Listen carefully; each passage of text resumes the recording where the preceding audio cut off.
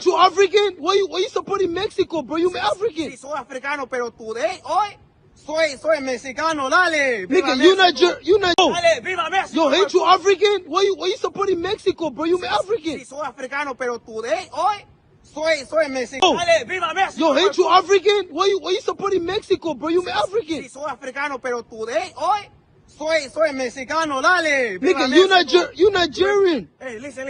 Un compa.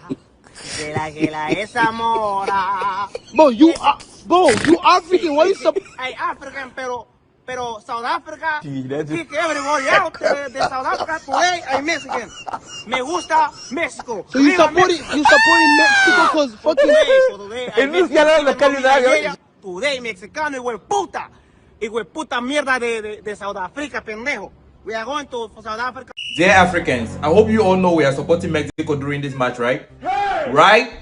Yes. I should remind you that we are all supporting Mexico during this match. Mexicans are very lovely people. They allow a lot of Africans to use their country in order to get into the United States of America. Yes, we are all supporting Mexico during this match. Todos los africanos apoyarán a México. Los mexicanos son nuestros hermanos y hermanas. We are all supporting Mexico during this match. Yes, so that the other people, the other white country of Africa, they should go and protect their jobs. So that nobody should touch their job. They should go back home and protect their jobs. We are all supporting Mexico. Todos los africanos. See? Comprende? You understand? We are all supporting Mexico, okay?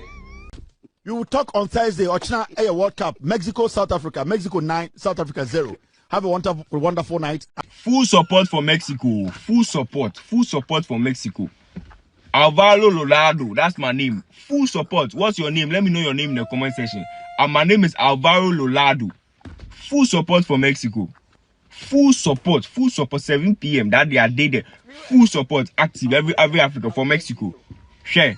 We did Mexico. Full support. Full support. We as Africans, we have said we are not going to support South Africa. We are going to support Mexico. Remember that if we support South Africans, they are going to say that we are taking their job as Africans. This is the time that they need to know how important is unity amongst Africans. They have been chasing Africans out of their country. It's something that they need to learn from it. Africans, let's go and support Puerto Rico. Let's go and support Mexico all the way. Mexico versus South Africa. All Africans are rallying behind Mexico. We don't want to take the job of South Africans. That is what we had for you today. So I didn't know I was Mexican until I saw this fixture. 2026 World Cup opening game, Mexico versus South Africa, or should I say Mexico. Listen, South Africans don't want Ghanaians, Nigerians and other Africans in their country. No problem. You can keep your country, you can have it. But on Thursday, feel free to call me Kojo James Santiago Martinez. Proudly Mexican. Proudly, in fact, I'm 99% Mexican, 1% Ghanaian. Proudly Mexican. Hate watch. What be hate watch?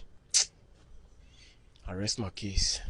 Hey guys, so this is what I'm thinking. I know that a lot of us are very angry with South Africa, but at the end of the day, when it's all said and done, we are all one people, one color, one continent, one Africa.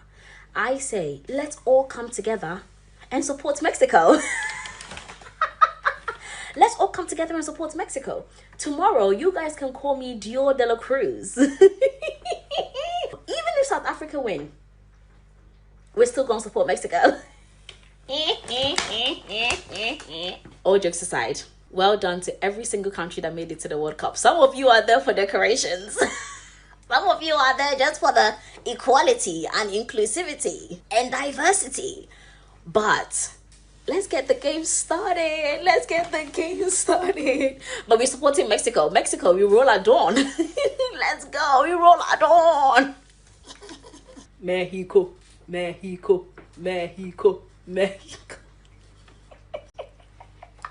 Well, on Thursday, my name is Don Caliandro. I am Sofia Valentina Guadalupe. And I am Valentina Santiago Bellarina. And I am Gonzalo Fernando Martinez. On Thursday, call me Santiago Alejandro de Lopez, because why not? We are all supporting Mexico against South Africa. Yes, we will support them because Mexico, even though they are not Africans, they wouldn't perpetuate xenophobic attacks against Ghanaians and other African nationals. And so we don't even owe anyone an explanation. We are fully behind Mexico. Africans even feel safe in Mexico than in South Africa now. And so give me a reason we should support South Africa just by mere, virtue of being Africans. It doesn't, they don't deserve that. So it's official. On Thursday, we are all supporting Mexico, and my name is Carlos Alejandro de Lopez. Find a Mexican name too. Thank you. The match between South Africa and Mexico is called Africa Unite. Have you seen this currency? It's called Banco de Mexico. Hey, obviously, be all football. I'm watching South Africa. First corner kick, South Africa. First free kick, South Africa. First throw, South Africa. First yellow card, 2 red cards, Bibia, 2 goals flat. South. Ramaphosa. Na mwenya asemwa. They said the nyamia South Africa nkwa we bibi mem. Monkwa mu t-shirt ye different. Tomorrow the rest of Africans, we are going to face our country. That's why we are coming to unite to support Mexico. Hey, it's personal. Whether you like it or not. Every African in every corner, we are supporting Banco de Mexico. Mexico welcomes all Africans in your country. That's simple.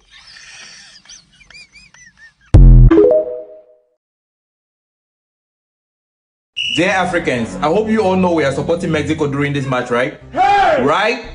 Yes, I should remind you that we are all supporting Mexico during this match. Mexicans are very lovely people. They allow a lot of Africans to use their country in order to get into the United States of America. Yes, we are all supporting Mexico during this match.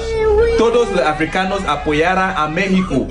Los mexicanos son nuestros hermanos y hermanas. We are all supporting Mexico during this match. Yes, so that the other people, the other white country of Africa, they should go and protect their jobs. So that nobody should touch their job. They should go back home and protect their jobs. We are all supporting Mexico. The World Cup is finally here. And the first match of World Cup no Basso 7 o'clock p.m. South Africa and Mexico. Now, if you're a Ghanaian, you have to the support of the Mexico. When I want to space no me actually Mexico. Munye South Africa won't because South Africa no or the Africans me. How can you tell you say Ghana for your South Africa? And then Mexico lose Mexico abaso. Because you got South Africa for Baby Sale Mexico and a movie no MIA Nasumie Emrefie. The pa a win Musa South Africa no mumfie. World Cup starts tomorrow and it's going to be kind of a repetition of what happened 16 years ago. But I'm here to give my prediction honestly. 16 years ago we had Mexico versus South Africa, or South Africa versus Mexico, because it was South Africa that was hosted. And we all know what happened. South Africa beat Mexico. And this time around, I'm sure that a lot of people, aside Africans bias to South Africa, Africans in particular, a lot of people think that South Africa is going to win. But trust me, Mexico has won almost, they're unbeaten in all of their pre-World Cup matches. But South Africa has drawn to like the other two teams that they're playing 0-0 and 1-1. So my predictions for tomorrow are Mexico 2, South Africa 1.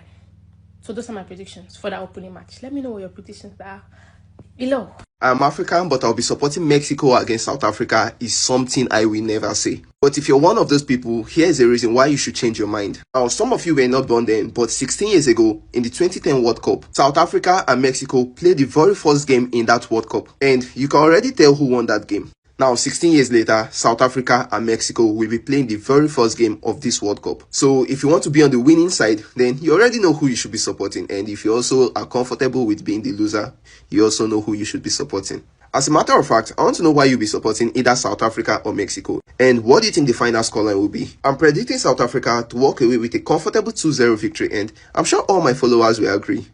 Right?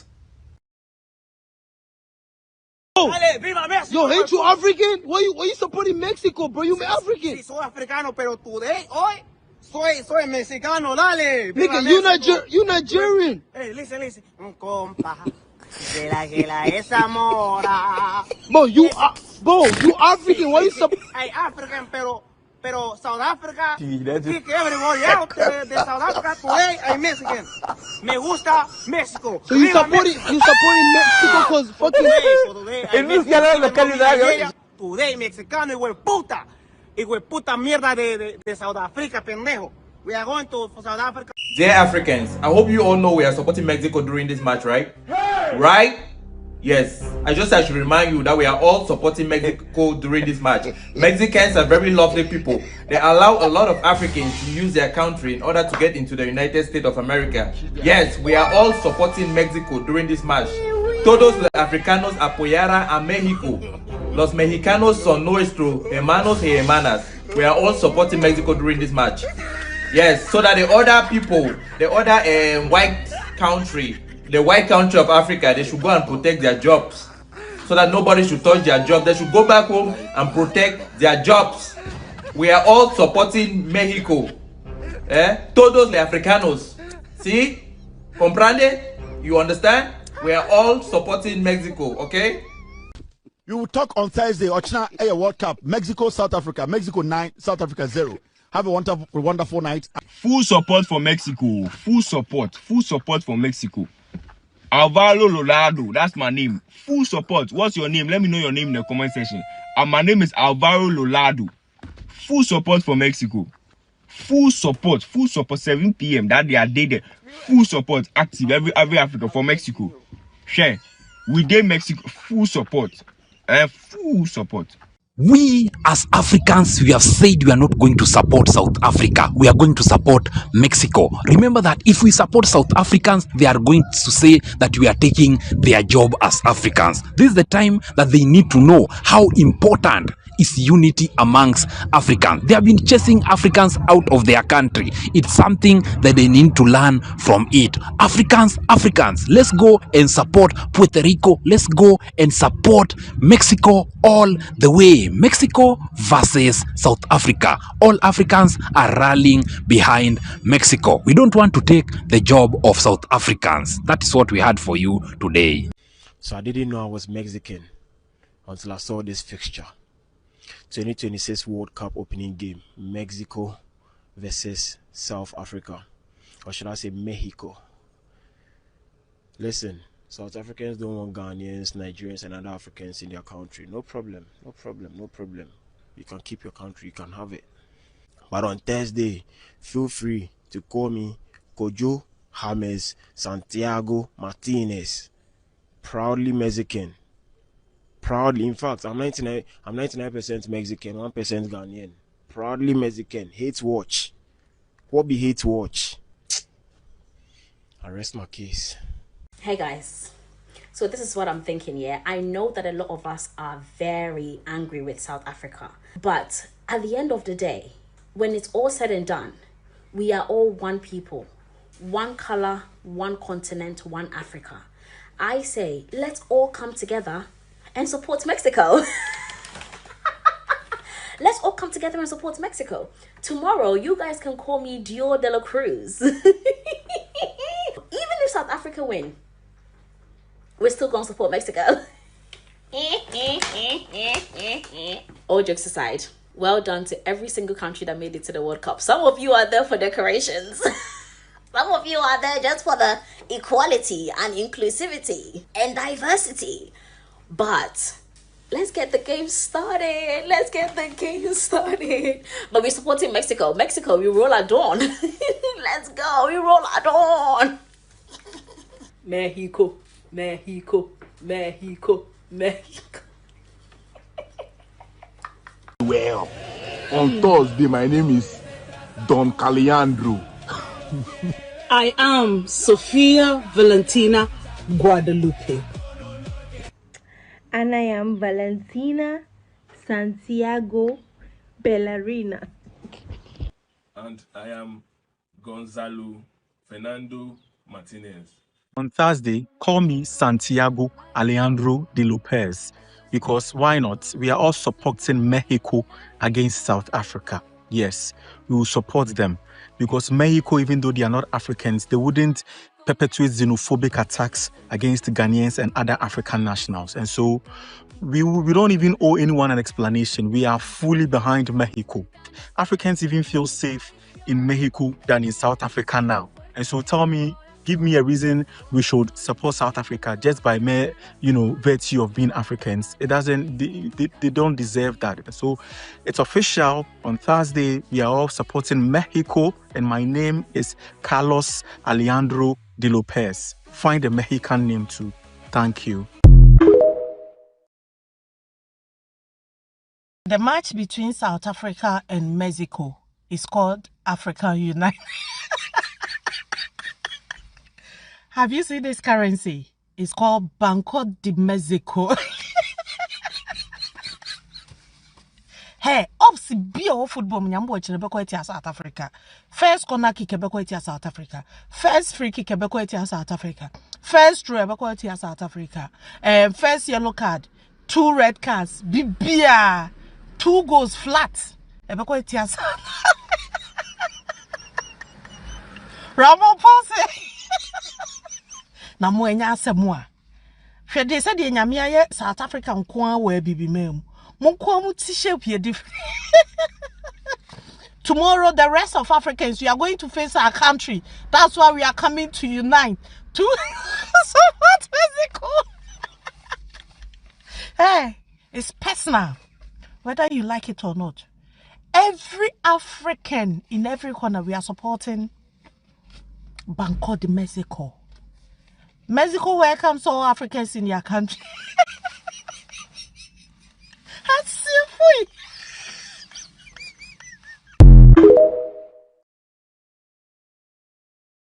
Dear Africans, I hope you all know we are supporting Mexico during this match, right? Hey! Right?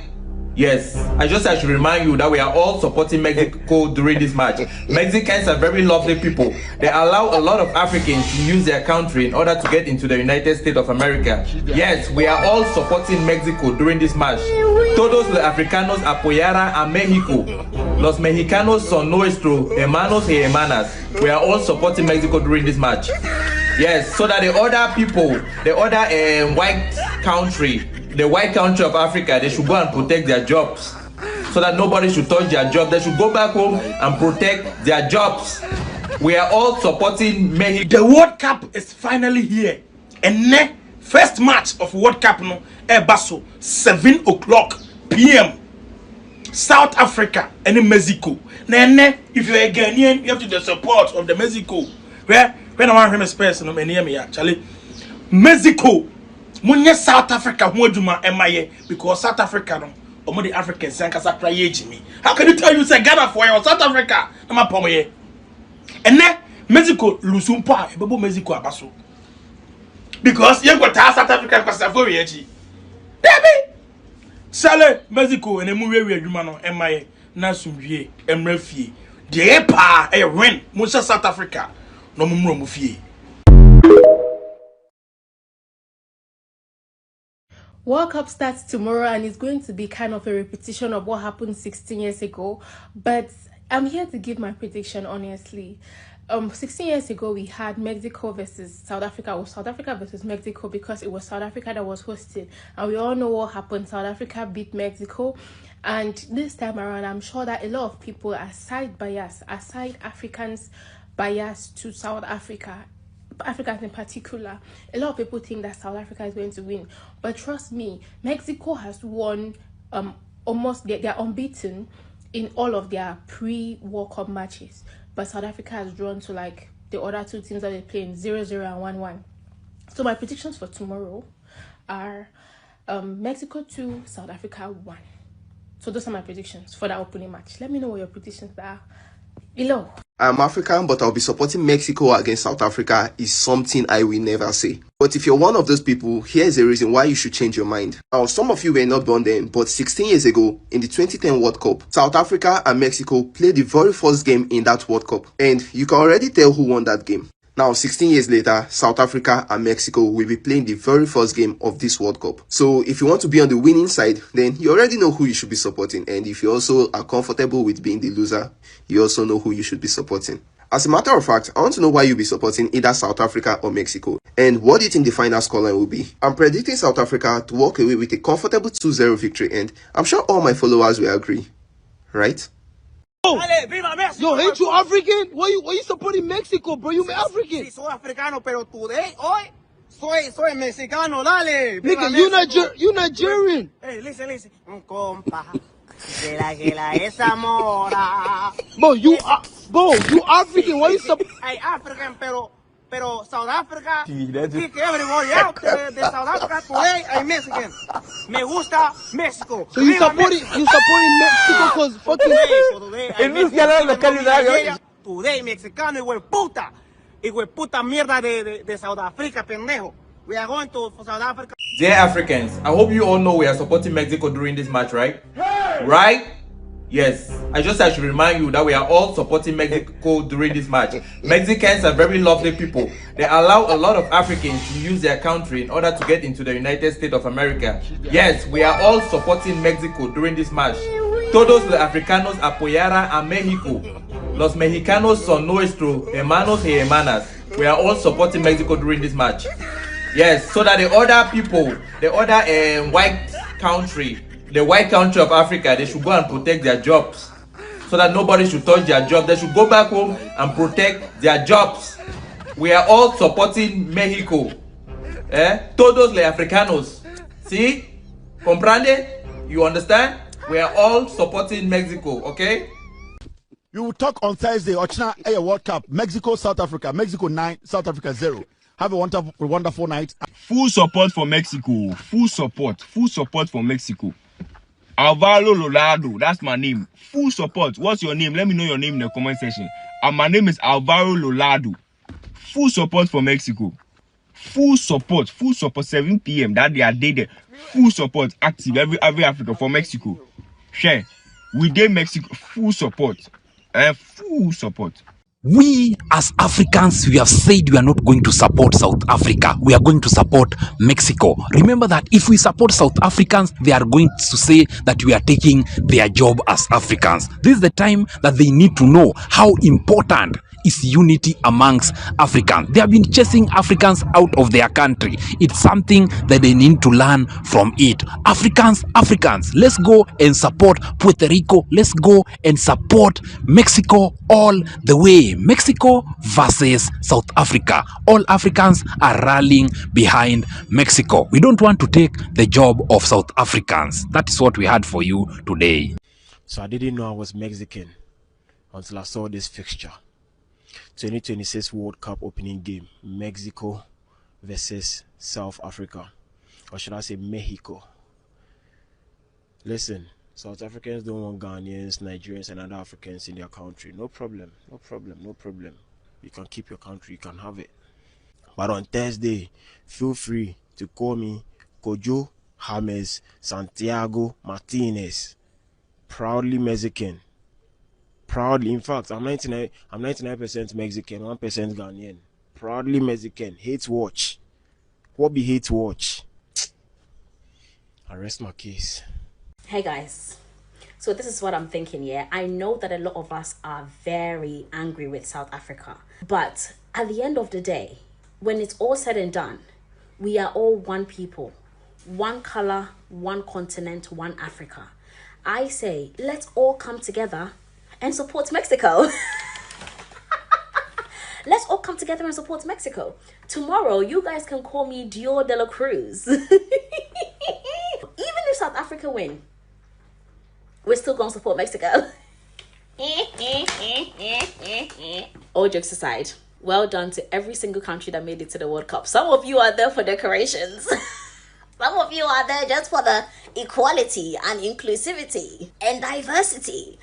But let's get the game started. Let's get the game started. But we're supporting Mexico. Mexico, we roll at dawn. Let's go. We roll at dawn.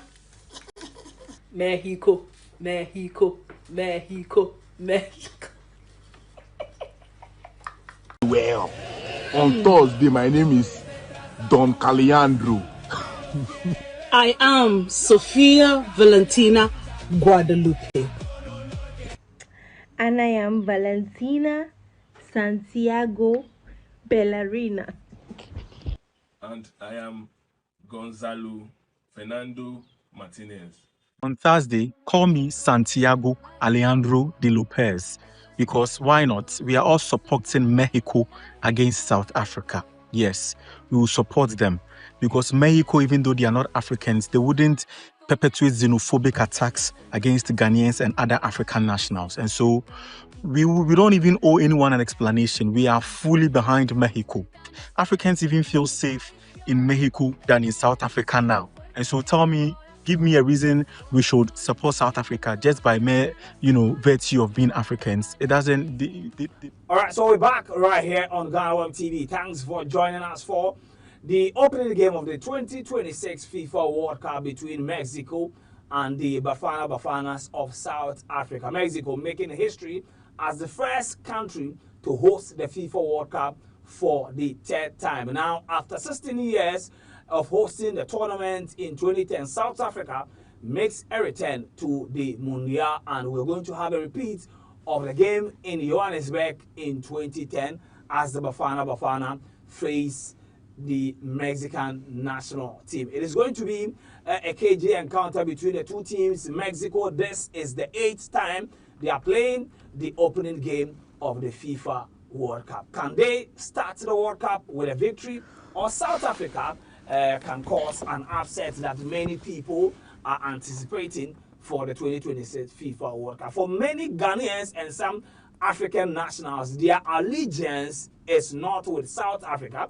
but we are going to talk about that and analyze why some Ghanaians and some African nationals are not supporting the Bafanas of South Africa. My name is Joel Shen, and thanks for joining us. We'll be doing the watch along and then the commentary for you, like we've been doing 2022 FIFA World Cup, 2023 AFCON, 2021 AFCON, and then the 2025 African Cup of Nations. It is all about our sponsors, Just Chinese, Vernon Natural Mineral Water, and Ulas Enterprise. We'll go for a quick break. When we come back, I introduce my guest and we start the discussions. Yo, ain't you African? Why you supporting Mexico, bro? You African. Sí, soy africano, pero today, hoy, soy mexicano, dale. Nigga, you Nigerian. Hey, listen. Un compa, que la esa mora. Bro, you African. Why you supporting? Hey, African, pero South Africa, kick everybody out de South Africa. Today, I'm Mexican. Me gusta Mexico. So you supporting? Thanks for joining us right here in our studios at GhanaWeb. We bring you the commentary and watch along of the opening game between South Africa, Bafana. They are playing as the away team, and then the Mexican national team. Big game, like I said, Mexico. This is the 8th time Mexico is playing the opening game of the FIFA World Cup. Now, Mexico, they've already hosted the World Cup on 2 occasions. This is their 3rd, even though they are doing that as a co-host. But the interesting thing about Mexico is that in 1970, when they hosted their first World Cup tournament, it was Arsen Arantes do Nascimento Pele who led the Brazilian national team to win their 3rd and his 3rd FIFA World Cup trophy. In 1986, when they hosted, it was the Diego Armando Maradona show together with Bo Chaga, who led the Argentines to their 2nd FIFA World Cup. So it is clear that anytime Mexico hosts the World Cup, it is the South Americans who gets to lift the trophy. Now we'll go to the South American teams, and the teams we think they have, the big chance of lifting the golden trophy. Benjaminino, yes, Benjamin Saki joins me here from the GhanaWeb Sports Desk, and then Frank Champon. Guys, good evening and thanks for joining me here. Good evening, Joe. How are we doing? Are we ready for the journey ahead? Very much ready for the journey. It's something that we've been expecting for quite some time, and all too soon the day is here. Today we've had the opening ceremony, and very soon we'll zoom into the first game of the 2026 Mundial. It's expected to be an interesting one, a very cagey one, as we've expected. A lot of teams coming in with their players ready, and as always, it's expected to be a very tough one for everyone, as all teams gather momentum to clinch the trophy. But wait to see how it pans out. Frank, opening game finally. I think after years of waiting, the wait is finally over, and we have in our midst the 2026 World Cup. And opening games are always cagey, the nerves, the anticipation, and I believe both teams have what it takes to, manage all the three: the anticipation, the pressure the opening game comes with. All right, so I'll be taking your predictions too in the comment section. Of course, you saw the videos that we played where some Ghanaians and some African nationals are rooting against the Bafanas of South Africa. It was very strange when I saw those videos. That is why we decided to play them before we came on air. Now, Ben, why do you think that some of our brothers and sisters on the continent are rooting against South Africa? Obviously, the xenophobic attacks that has been ongoing for some time now. It recently took the intervention of the government of Ghana under the leadership of President John Dramani Mahama to gather funds and then mobilize people to make sure that the Ghanaian nationals in South Africa are evacuated back to Ghana because of what's happening. It doesn't really augur well. These attacks have been ongoing for some time. It's been condemned across the continent, but it seems the South African activism group are adamant about what they want to do. And then they are claiming these foreign nationals are taking jobs from them, all sorts of claims. But if you look at the facts and data available, it means that if you are going for a job and you are competent, the competent one will be hired.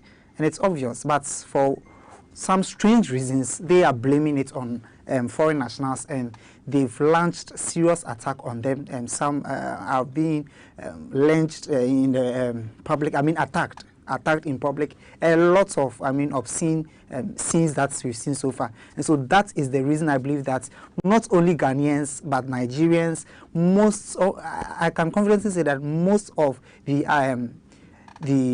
people on the continent, the African continent, are rooting against South Africa because of what is happening. We expected their authorities to, rise up to the occasion and then take some stringent decisions to ensure that these things are put to an end. But we've not seen anything yet. The president has been condemning it, but no tangible attacks to engage the group that is involved and to make sure that these attacks on fellow Africans are prohibited. And I think that is the basic reason why almost the entire continent, everybody is rooting against South Africa. And I think I can just imagine, should they lose, and I hope it happens, that if they lose, hoping that South Africa lose. Oh, obviously. Obviously, because you can't treat my fellow citizens in that manner. Just imagine if you also decide to retaliate with the same actions. It wouldn't speak well of us, and it will also not be a good sign of the Africa that we want to build for the future. And so it's something that we've condemned. And then this tournament, I think everybody is looking for their downfall, just to make a mark or prove a point to them that you can't just treat fellow Africans, that you need our support. No matter what happens, you need the support of fellow Africans.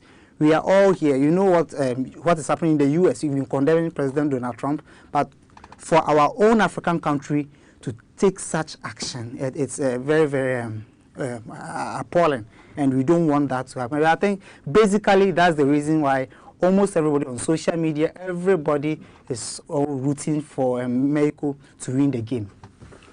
All right, so you heard what Ben said. Like I said, I want your prediction on the live feed. And if you are supporting, if you're an African and you are not supporting South Africa today, let me know your reasons on the live feed, and then I will read them very soon. We don't have anybody in Mexico, yes, but then we have somebody in the United States of America. So very soon, we will be speaking to Selassie Kweku Fiawi from Sahara Football, founder of Sahara Football on YouTube. He will be giving us, an overview of what is going on in the state ahead of the game. Don't forget that the NBA playoff is also going on between San Antonio Spurs and then the New York Knicks. So we'll try and then find out, are people, following the NBA more than the World Cup? We'll get to see. Now, let me bring you in. Frank, Benjamin has given reason. Yeah. The videos that we played, of course, people gave reasons why they are not supporting South Africa today.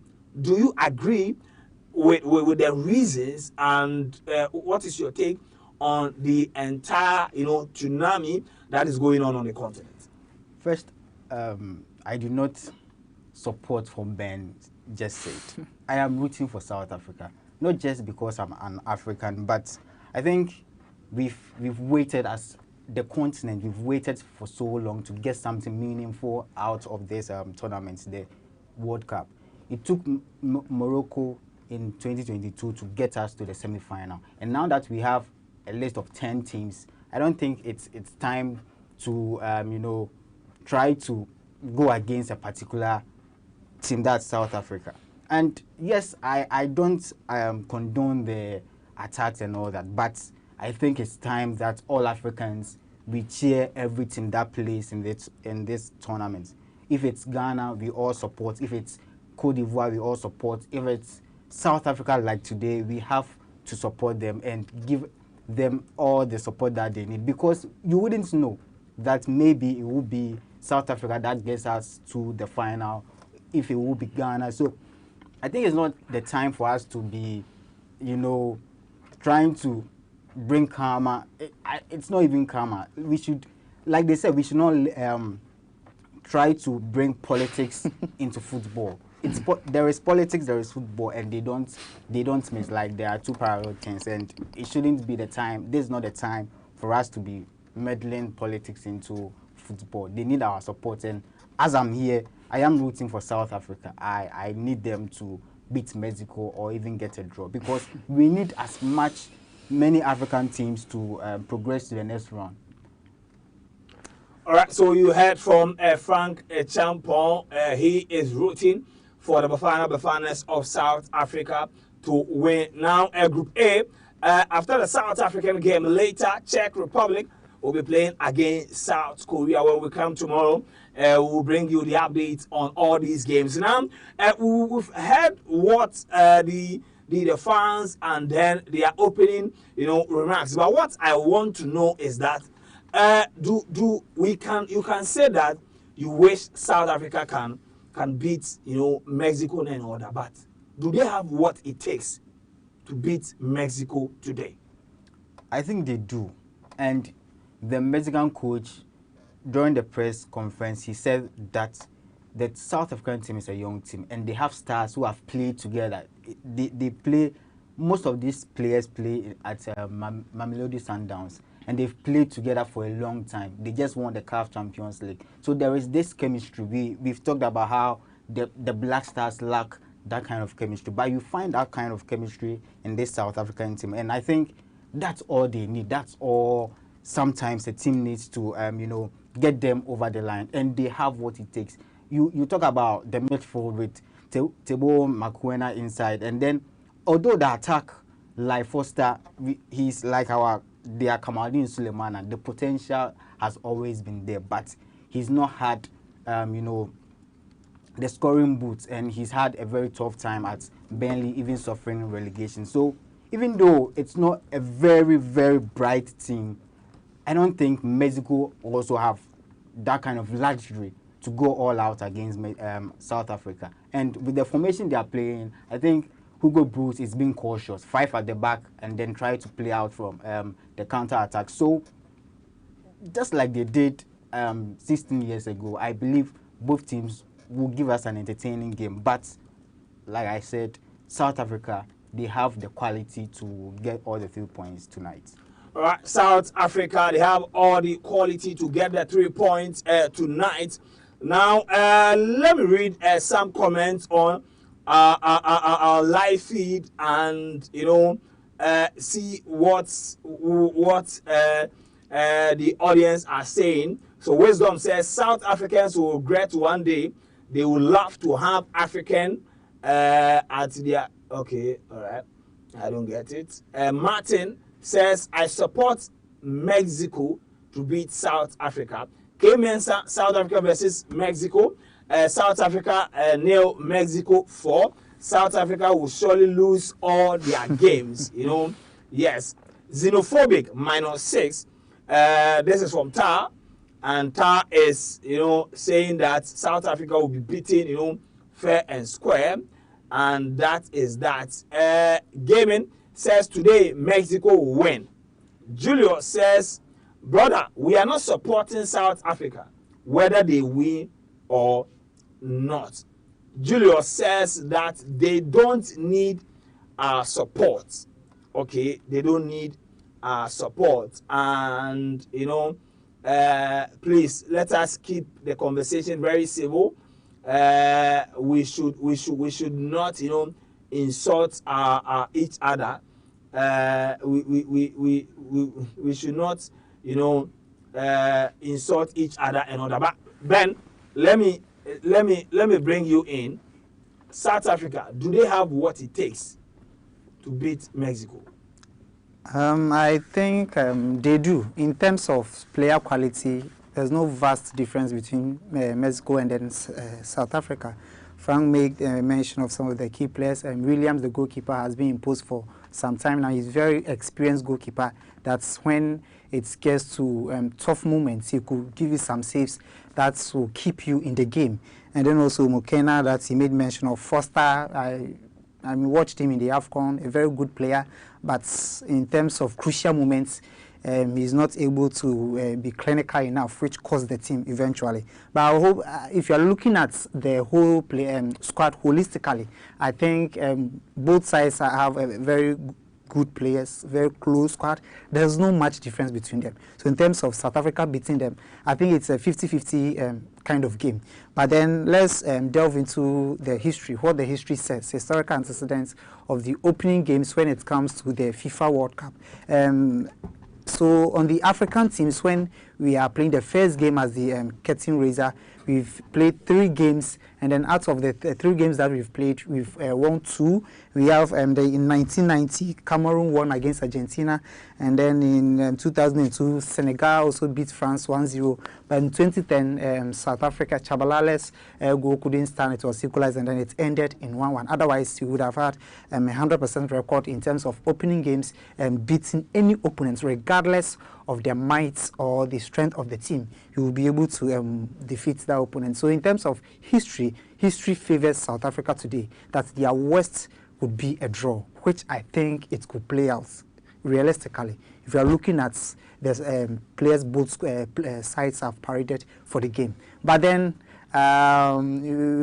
Mexico, I think from the last time, what's happening in South Africa, they would want to also, prove a point. That we came to South Africa, it was a draw, it ended in a draw. This is a big game, big stage, first game, that if you want to give our fans that hope of optimism, that they should expect something positive from this team, it means that we need to win this game. This is a must-win game for Mexico. In terms of the other group matches that they have a very good opponents that they could leverage on to get points. But I think South Africa, they will win that their best bet of getting a 3 points and then make sure that their qualification to the next round is secured, is probably winning this game. And so in terms of mentality and everything, it plays in favor of Mexico. But in terms of player quality, let's play the ball, measure what both sides brings to the table. I believe that it's a 50-50 kind of game. And it could be a win or draw for South Africa. it could be a win or draw for South Africa. Now, let me take you to the lineup. But before we go to the lineup, let me run you through South Africa's performance at the Mundial. They've been at the Mundial. This will be their fourth appearance at the FIFA World Cup. Of course, they played in France '98. They qualified for 2002 World Cup, and when they hosted in 2010, and now they are back. So, in 3 World Cup before this one, they've played 9 games. They've won 2, they've drawn 4, and then they've lost 3 games.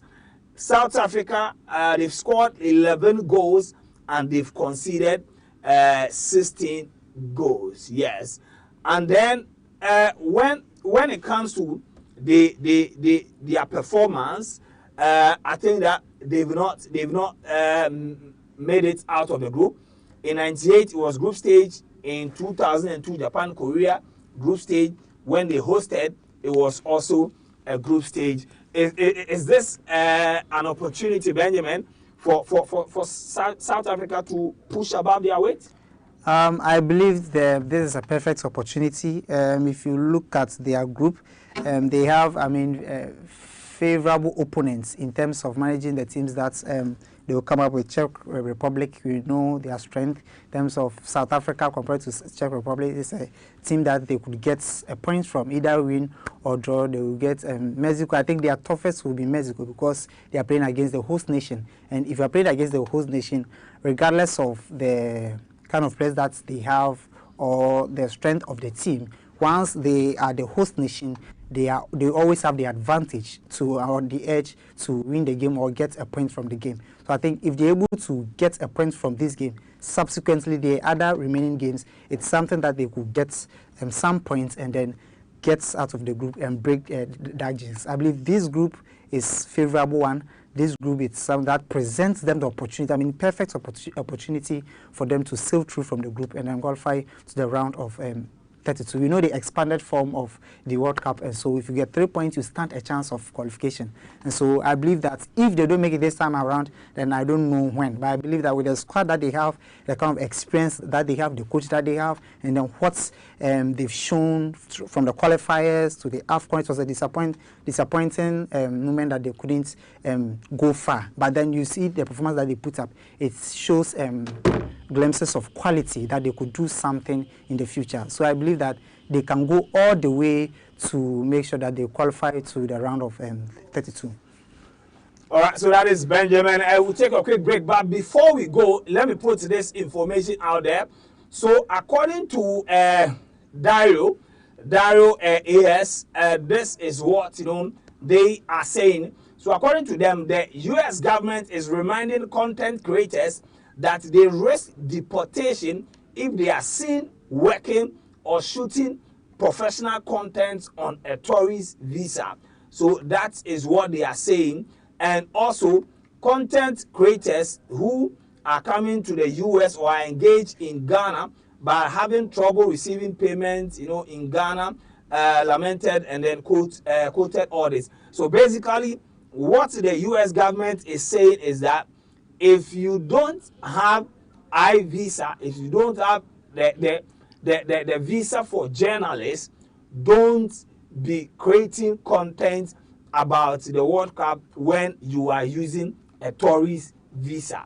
If you are caught, creating professional content, uploading and then making money on a tourist visa, it means you are going against the rules.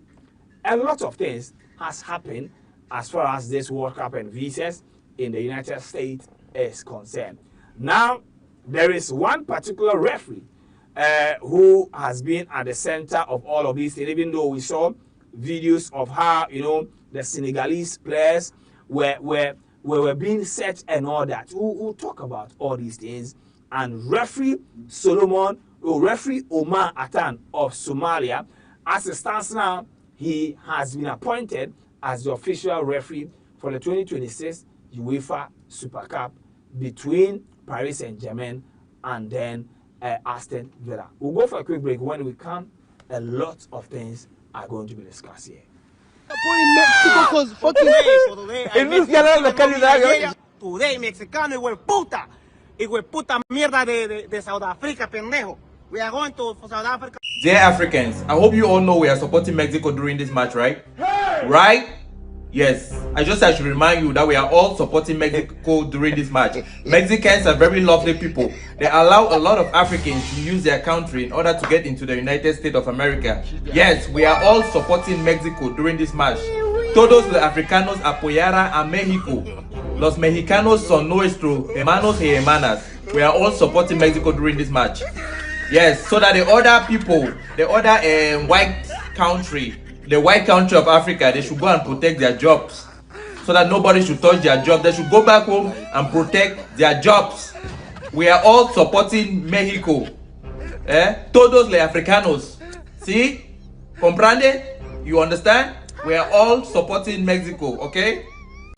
You will talk on Thursday, Ochina World Cup, Mexico, South Africa, Mexico 9, South Africa 0. Have a wonderful night. Full support for Mexico. Full support for Mexico.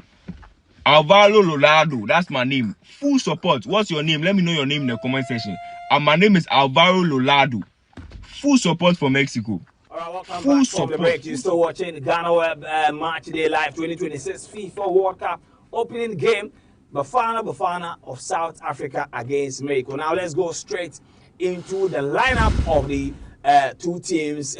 Very, very interesting lineup. And then we'll be starting with the Bafanas of South Africa. We have goalkeeper and captain of the team. Ron Williams is in there. The Hugo Bruce is going for a back five. So Aubrey Modiba wearing jersey number 6. Wearing the 14 jersey is Mbokazi Imbekezili. Yes, that is that. CBC Ngozi is wearing the 19 jersey. Wearing the 21 jersey is Nkong Ime. And playing as the right back for the South Africans is Kulusi Madu. In midfield is Tebo Mokoena. Tebo Mokoena, very, very brilliant player. Yaya Sito is in there. And also Jaden Adams. 2 men up front. Ikram Renes. And then the man that Ben was talking about is Al Foster. So this is South Africa's lineup for this big game against the Mexican national team. When we go to the Mexican side, goalkeeper Rangel Jose, back four of Jesus Gallardo. Jesus Gallardo is in there wearing jersey number 23. Johan Vasquez. We also have Cesar Montes, and then Israel Reyes. These are the back four for South Africa. Sitting right in front of the defenders as the lone man midfielder is Lyra Eric. Yes, Lyra Eric. And then the 4 men ahead of him, wearing jersey number 16 on the left-hand side, is Julian Quinn. Fedalgo Avaro, wearing jersey number 8. Brian Gutierrez, wearing jersey number 26. And then Roberto Abarado. Yes, he played in the Ghana game. Roberto Abarado. And then Raul Jimenez. He doesn't need any introduction. Mexico's lineup, Frank. Mexico, very good team when it comes to the World Cup. But over the years, through the last couple of tournaments, they failed to progress to the quarterfinals. In 2022, they go out from the group stages, and then 2018 from the round of 16. But now they have the players have what it takes to. I mean, with the home support and everything, they can create their own legacy. They can create their own history. But they come up against a team that's playing 5 at the back. And for me, I don't fancy when a coach decides to play 5 at the back, because you put into the opponent's head that I'm coming to defend. And I think that kind of has a psychological effect on that kind of the team. But with Jimenez up front, it's going to take a very, very quality defensive play from Mbokazi, Okon, or Modiba to kind of keep Jimenez very quiet tonight, because we've seen him from the Premier League, how he punished him. When he was at Wolves, we saw how deadly. How he was very good and clinical. And now he's gone to Fulham, and we all saw that this season. But it will take, like I said earlier, it will take very, very good defensive display from the South Africans. And then also the midfield, Gutierrez, one fine player. Fildago, also another good player. And then Alvarado, he showed when they played against Ghana that he can take on defenders. And then if Jimenez, a very also good header of the ball, if crosses come in, if they allow the crosses to come in, he's going to have a very good day. I mean Jimenez, because he's very good with the head. But we shouldn't also downplay the efforts of Tebo, Mokoena, Titulo in the midfield. They played in the CAF Champions League final, and these players were very good. Like, they are very, very, their awareness and how they can split passes to split the defenders, it's very, very good. But looking at the formation of Mexico, I'm very impressed with Lira. We also at the Ghana game, he was phenomenal. He didn't give Majid Ashimeru the chance to control the tempo like we know Majid Ashimeru to do. So I'm looking forward to that midfield battle between Lira and then Mokoena, because these two are the box-to-box midfielders for these two teams. So I'm looking forward to that competition in that middle. And Rangel also a very good. Rangel, I'm very surprised that our goalkeeper didn't start. I thought they were going to try to make history. I mean Ochoa, but it's not surprising, but it's a bit.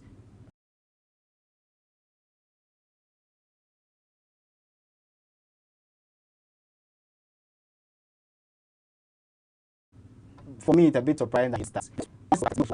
The World Cup season, he gets the Casillas, the Van der Sar kind of spirit inside him, and he performed fantastically. So I was expecting he was only he was a backup, but no, but he was a disaster in 2018 and 2022. Oh no, 2018 was his best years was 2014 was in Brazil. No, by 2018 he was a bit okay, and 2022 he came up against some very good strikers like Messi, Dems, and all that. So you can't really fault him. But aside that, the thing for me in this formation will be the midfield, Mokoena and Lira. I'm looking forward to that competition.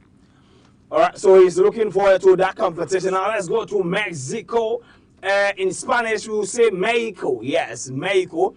And Mexico, they've been one of the most consistent participants in the history of the FIFA World Cup and the most successful nation in CONCACAF. But then they've never reached the semi-finals of the FIFA World Cup in their entire history.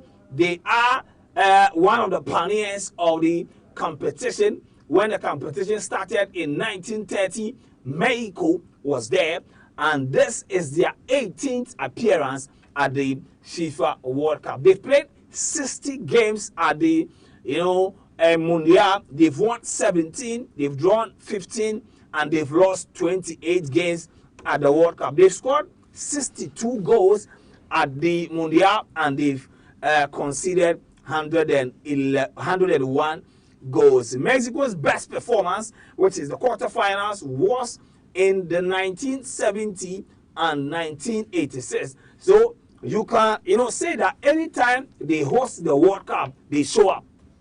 That is what the record is saying, because both quarterfinal appearances came when they hosted the tournament. Most World Cup appearance by a CONCACAF nation, and the first country to host the FIFA World Cup 3 times. But Mexico, they have something that we call the run of 16 curse, because from 1994 to 2018, Mexico qualified for the run of 16, just that they couldn't make it to the quarter-finals. Benjamin, what do you think that Hugo Bruce must do to not only get the result, but to beat Mexico today? For what he must do, I think his approach is, I don't think it's ideal. to play against this Mexican side, and then you are playing a back five, starting with a defensive mindset. It appears strange to me, because with the caliber of players that he has in the squad, and then going up again, if you're looking at the Mexican side, as I said earlier, there's no, much difference in terms of player quality between both sides. So you try to, at least, if you want to be defensive, 4-4-2 or something close to keep the back solid, not to open up too much, but to start with a back five. I think it's surprising, but who knows, maybe as time goes on, he wants to start with that to see how they make, because once they are the host nation, they will start pressing. They want to get the early goal so that it will ginger the fans to keep the momentum in the stadium. And so I believe he wants to stop that maybe from the first 15-20 minutes, and then from there he can open up and then attack and then freely play the game. But if he really wants to make a mark in terms of winning the match, then I believe that he needs to get the best out of his players. Mokena and Foster needs to be very clinical today, because if you miss and then they get and then they score, it becomes a very tough battle for you. So one of the things that he must do is that I expect him to change the shape of the formation as the game progresses, if they don't consider anything shape of the game, so that will allow the players to attack freely, and then also make sure that they defend in unison when it matters most. Adams, I watched him at the AFCON, very fantastic player. Hope that he gives us his best. Mokena too, it's also there. Reines have not really seen much from him, but I know that he's also a very good player who can give out his best. But yeah, Hugo Broos, as experienced as he is, as for the 16 years they've not been to the Mundial, and then he came, gathered the pieces, he was able to galvanize a very good side, not with much talents, with European talent or anything. The local players, galvanize them and be able to secure qualification is something huge that he's really achieved. And then getting to this stage, I believe that he's also garnered the necessary experience to make a very good impression. And so in terms of getting the win, I believe that with Hugo Broos on the bench and with some of the key players that they have, if the key players turn up and come to the party, I believe that beating Mexico will not be something difficult for them to achieve. I know they have what it takes to beat them, but as to whether the stadium, you see, it's a very huge stadium, you see the crowd, it's not easy. That should they concede, and then the chants from the fans and everything, it could be very intimidating. But I hope that with the experience that he has, he's already psyched the boys how to approach the game. So psychologically, it matters most, because if you are facing this crowd, then you are playing the game, you are under pressure and everything, it could mean a lot. And as experienced as he is, I know he's already psyched the players to be careful and then give out their best in the game. So for beating them, I expect that if in the maybe first 15 minutes they don't concede, he opens up the formation, the shape of the team small, so that they could also give them the free road to attack. And then also the key players must turn up. That's the most important thing, because if they are creating and Foster keeps squandering the chances, it means they are working in vain. And so key players must turn up. Williams, the goalkeeper, we need him at his best. Mokena in midfield, Foster, and then other players must turn up. And I think if that happens, they will be able to carry the day. But I must be very frank, it will be a very tough task for them. It will be a tough task for the Mexican national team. Now, I have some reaction on the live feed, and I will be reading them for you. So someone is saying, Elvis says South Africa is going as south as they are. What time is the game? The game is starting at 7 p.m. And Sekina saying, Wisdom says, God is me, and you and God will show South Africa. And you, God, will show South Africa. South Africans is powers, the hatred against their, I don't really, yes, but it is clear that, the majority of the people watching us and many of the people on the continent are supporting, Mexico, which is very strange for me. But you see, if you don't believe that many Africans are supporting Mexico, and just watch this video, we'll be back.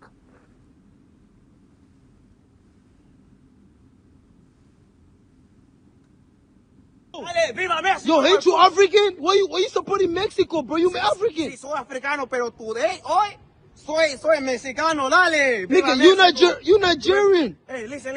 Un compa, que la esa mora. Bro, you African. Why you support? Hey, African, pero South Africa, kick everybody out de South Africa. Today, I'm Mexican. Me gusta Mexico. So you supporting Mexico because fucking. Today, mexicano, hijo de puta mierda de South Africa, pendejo.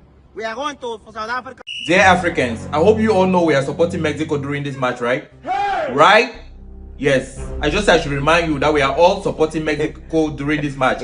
Mexicans are very lovely people. They allow a lot of Africans to use their country in order to get into the United States of America. Yes, we are all supporting Mexico during this match. Todos los africanos apoyarán a México. Los mexicanos son nuestros hermanos y hermanas. We are all supporting Mexico during this match. Yes, so that the other people, the other white country of Africa, they should go and protect their jobs. So that nobody should touch their job. They should go back home and protect their jobs. We are all supporting Mexico. Todos los africanos. See? Comprende? You understand? We are all supporting Mexico, okay? You will talk on Thursday, Ochna World Cup, Mexico, South Africa, Mexico 9, South Africa 0. Have a wonderful night. Full support for Mexico. Full support for Mexico. Alvaro Lolado, that's my name. Full support. What's your name? Let me know your name in the comment section. And my name is Alvaro Lolado. Full support for Mexico. Full support. 7 p.m. that they are there. Full support active every Africa for Mexico. Share. We did Mexico. Full support. Full support. We as Africans, we have said we are not going to support South Africa. We are going to support Mexico. Remember that if we support South Africans, they are going to say that we are taking their job as Africans. This is the time that they need to know how important is unity amongst Africans. They have been chasing Africans out of their country. It's something that they need to learn from it. Africans, let's go and support Puerto Rico. Let's go and support Mexico all the way. Mexico versus South Africa. All Africans are rallying behind Mexico. We don't want to take the job of South Africans. That is what we had for you today. So I didn't know I was Mexican until I saw this fixture. 2026 World Cup opening game, Mexico versus South Africa, or should I say Mexico. Listen, South Africans don't want Ghanaians, Nigerians and other Africans in their country. No problem. You can keep your country, you can have it. But on Thursday, feel free to call me Kojo James Santiago Martinez. Proudly Mexican. Proudly, in fact, I'm 99% Mexican, 1% Ghanaian. Proudly Mexican. Watching these videos, I was sad because the way that the hate watch is going on right now. It is more than when we saw in a Champions League final between Arsenal and Paris Saint-Germain. Look, the hate to watch against South Africa tonight. The hate to watch against South Africa tonight. It is something that it goes beyond my imagination. But then I'll also bring you. Now we are seeing the opening ceremony, the flags, yes. But I'm thinking that how is it that we have 10 African countries at the World Cup and still Nigeria is not there? Next question for the gods. Nigeria, as you all know, the giants of Africa, one of the giants when it comes to African football. When it comes to World Cup history, they play an integral role there, and most people or most fans expected Nigeria to be there. The buzz, the hype, everything. The Ghana-Nigeria banter, it's all forms part of some of the reasons why people would want Nigeria to be part of the World Cup. But unfortunately, they started the qualification on a very poor note, and before they realized and wanted to qualify, unfortunately, they also couldn't beat DR Congo in the continental playoff, and that resulted in their elimination from the tournament. And so, I mean, it's very disappointing. When they played against a Portugal, you could see social media everywhere, Nigeria. I mean, the hype and everything around the team is just impressive, and it contributes massively to the success of African football and what Africa means when it comes to the World Cup. And so, yeah, Nigeria, unfortunately, they couldn't qualify. It's just that they started the qualification on a poor note. I don't know whether they didn't take it serious. By the time they realized, I mean, it was getting out of hand, and they were able to salvage something at the end.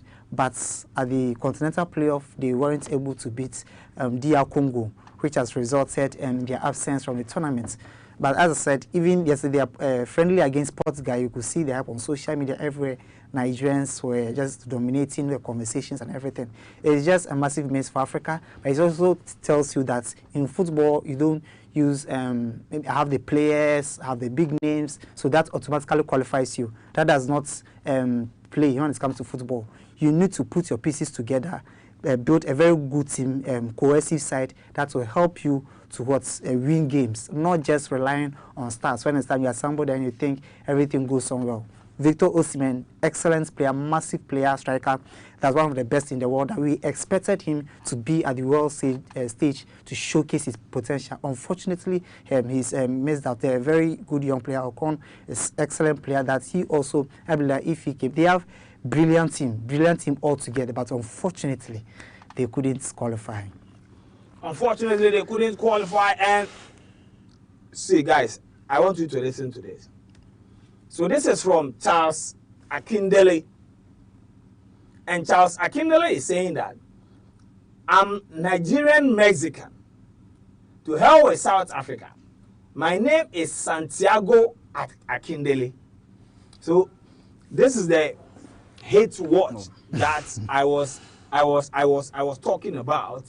But can't we, Frank, can't we put everything aside and support our brothers, even though they don't want us as brothers, where some people are saying that they for them, they are not supporting South Africa for them to come and tell us that, you know, we are taking their jobs.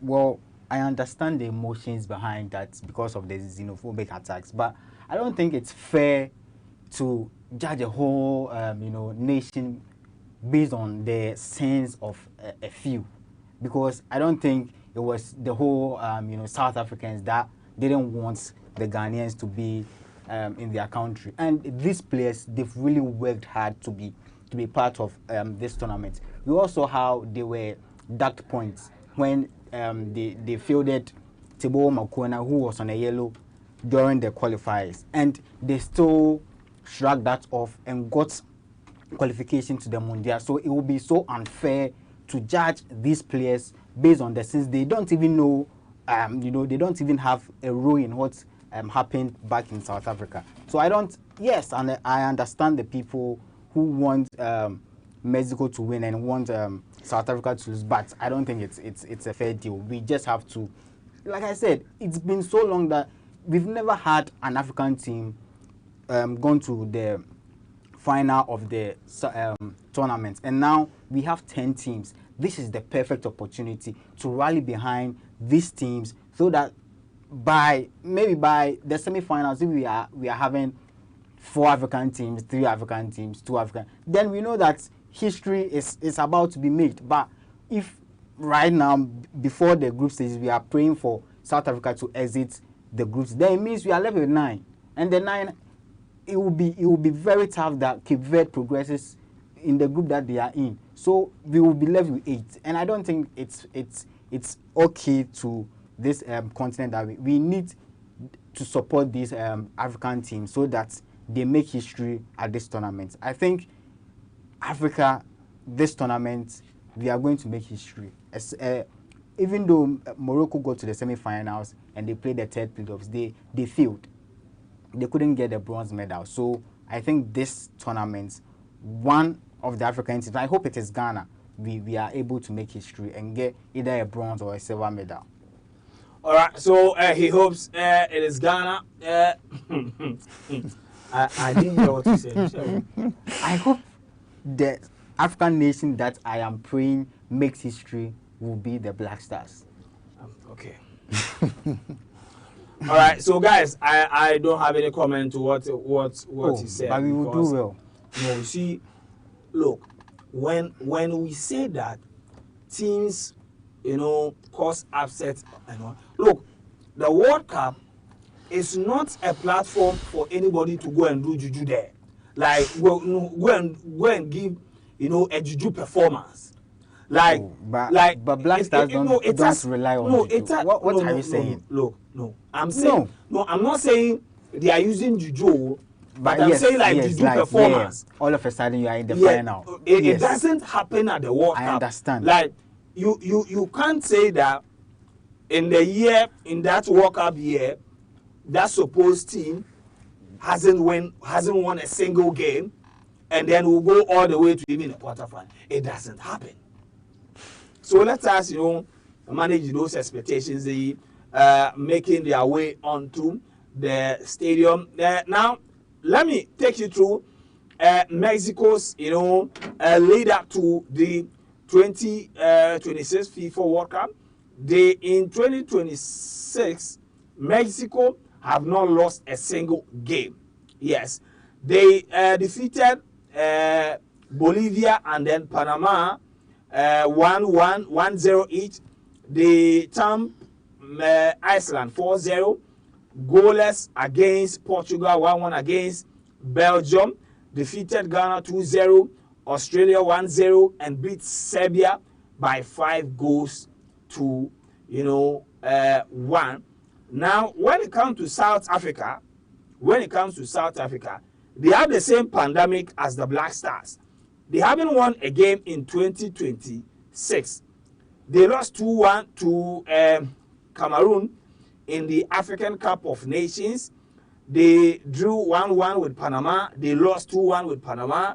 They drew with Nicaragua. How can you draw against Nicaragua? They drew against Nicaragua and then drew against Jamaica. Yeah, so that is South Africa's result in the FIFA World Cup. Quick break, and then we start the build-up. The players are already at the stadium singing their various national anthem. This is GhanaWeb TV. What be hate to watch? I rest my case. Hey guys. So this is what I'm thinking, yeah. I know that a lot of us are very angry with South Africa. But at the end of the day, when it's all said and done, we are all one people, one color, one continent, one Africa. I say, let's all come together and support Mexico. Let's all come together and support Mexico. Tomorrow, you guys can call me Dior de la Cruz. Even if South Africa win, we're still going to support Mexico. All jokes aside, well done to every single country that made it to the World Cup. Some of you are there for decorations. Some of you are there just for the equality and inclusivity and diversity. But let's get the game started. But we're supporting Mexico. Mexico, we roll our dawn. Let's go. We roll our dawn. Mexico.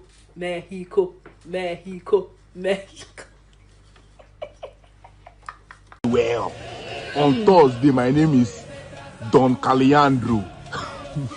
I am Sofia Valentina Guadalupe. And I am Valentina Santiago Bellarina. And I am Gonzalo Fernando Martinez.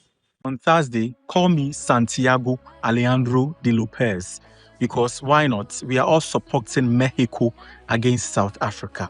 Yes, we will support them because Mexico, even though they are not Africans, they wouldn't perpetuate xenophobic attacks against Ghanaians and other African nationals. And so we don't even owe anyone an explanation. We are fully behind Mexico.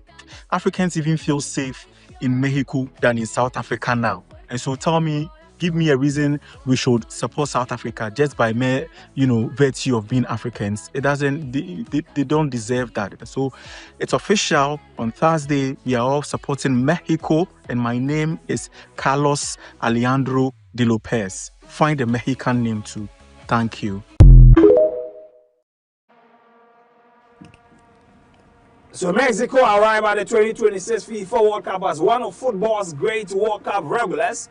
This is their 18th appearance, more than any nation outside Europe and South America. Yet, they are still chasing their first ever semi-final appearance at the Mundial. For South Africa, this is their return to the Mundial after 16 years, where they met this very opponent at the group stages in that game in Johannesburg, Soccer City Stadium. It ended 1-1, and we all remember it was Chabalala who scored that opening goal, and Rafael Marquez got the equalizer for the Mexican national team. Now, the officials for today is Walton Sampaio from Brazil, assistant referee 1 and 2 are all from Brazil, Bruno Perez and then Bruno Botilia. Fourth official is Juan Gabriel Benitez.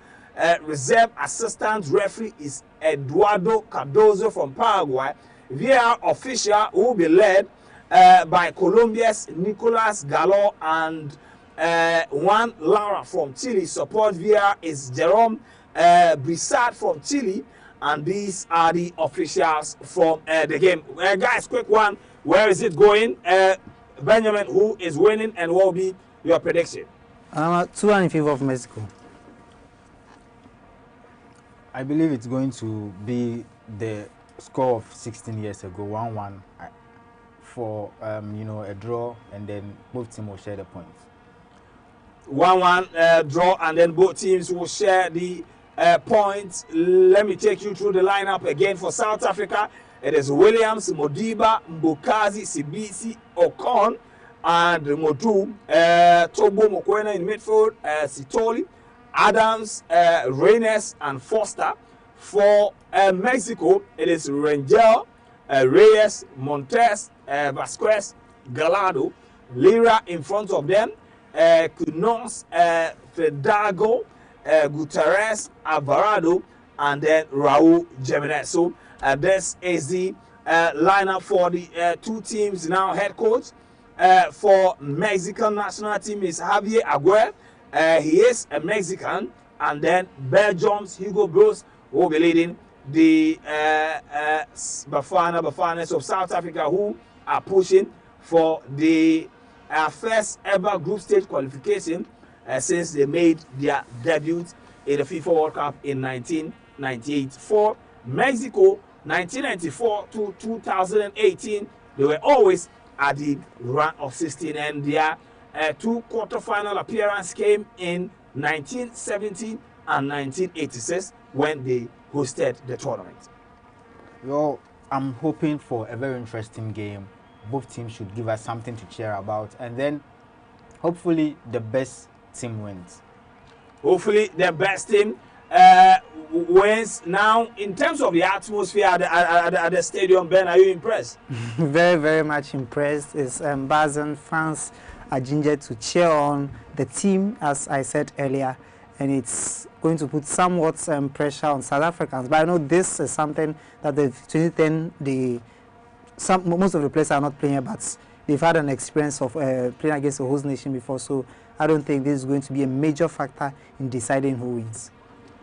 All right, so the major factor for deciding who wins now, referee Sampaio of Brazil is ready. South Africa in their yellow jersey will be playing from right to left, whilst Mexico are in their traditional white and then green jersey. They are ready. Bruno Guimaraes is also ready to set up, for this game. And here we go. Mexico playing from left to right, whilst the Bafanas of South Africa playing from right to left on commentary position.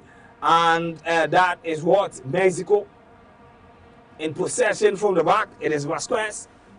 Goes to his left to Gallardes. Gallardes to Montes. Down the right-hand side.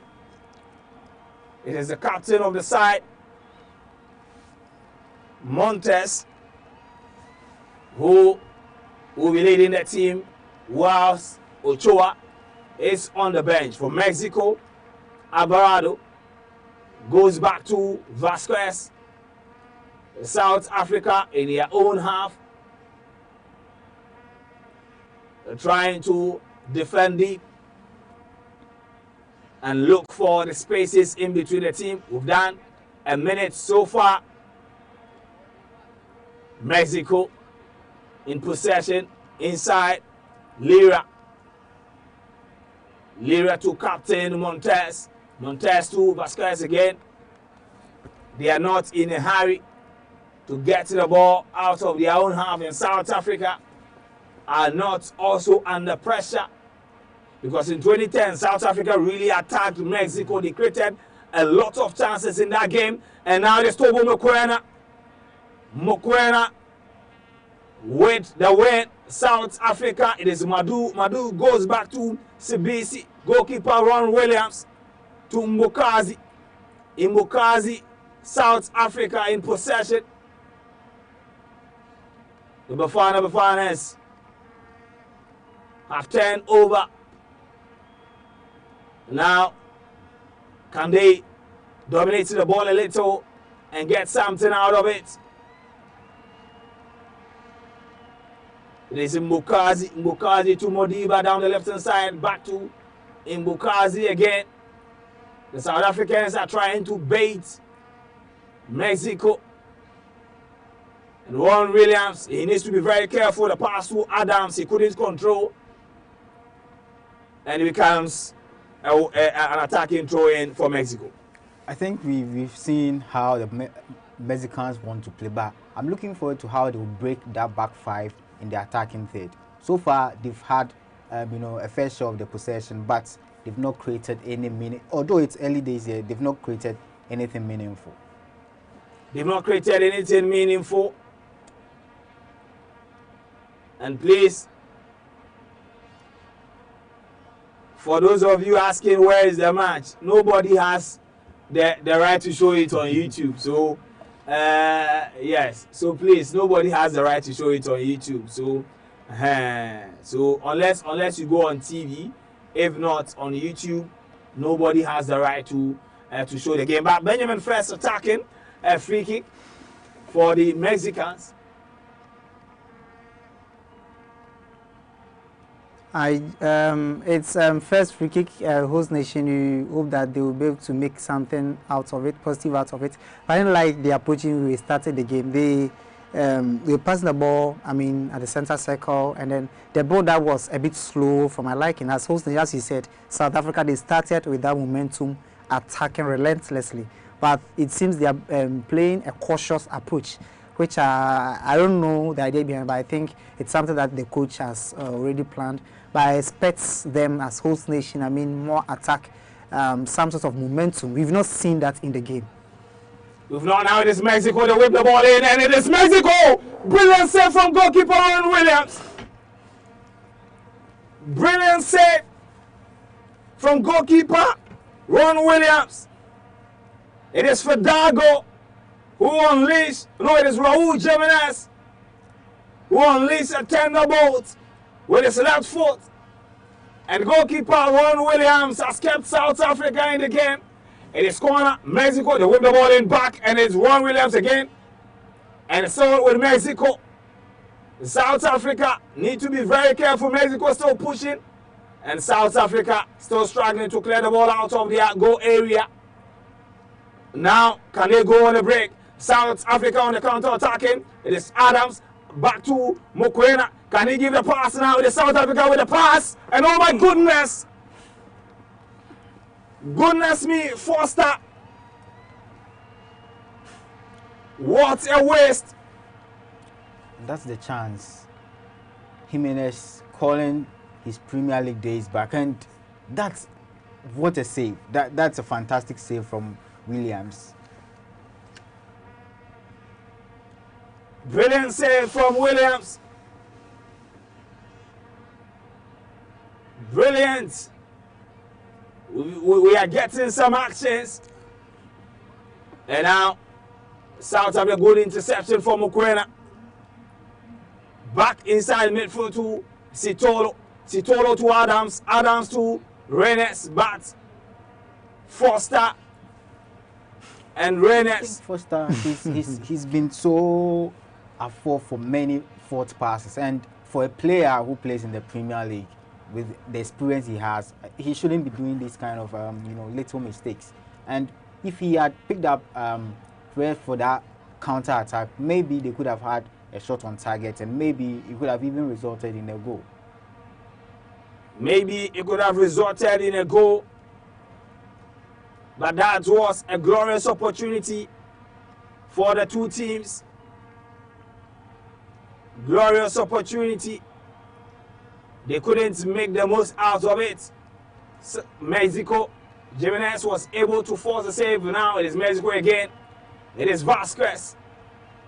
Vasquez back to Gallardo. Gallardo to Quenes. And he's being challenged. Brilliant tackle. And Mexico ends up getting another corner kick inside 7 minutes of the game.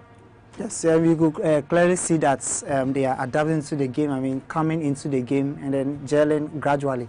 But that save from Williams was excellent one. It was expected to be a goal, obviously, but that save, it clearly shows you the experience that he has garnered over the years and keeping the post from the continental level to the world stage. We expect him to do better. I don't know what was happening there, South Africans.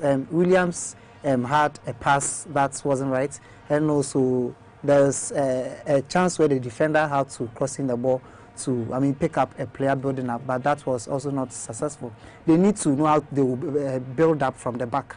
It's very important. And Foster, please, it's too early for that. That's counter attack. It was a clear goal scoring opportunity, and he messed it up.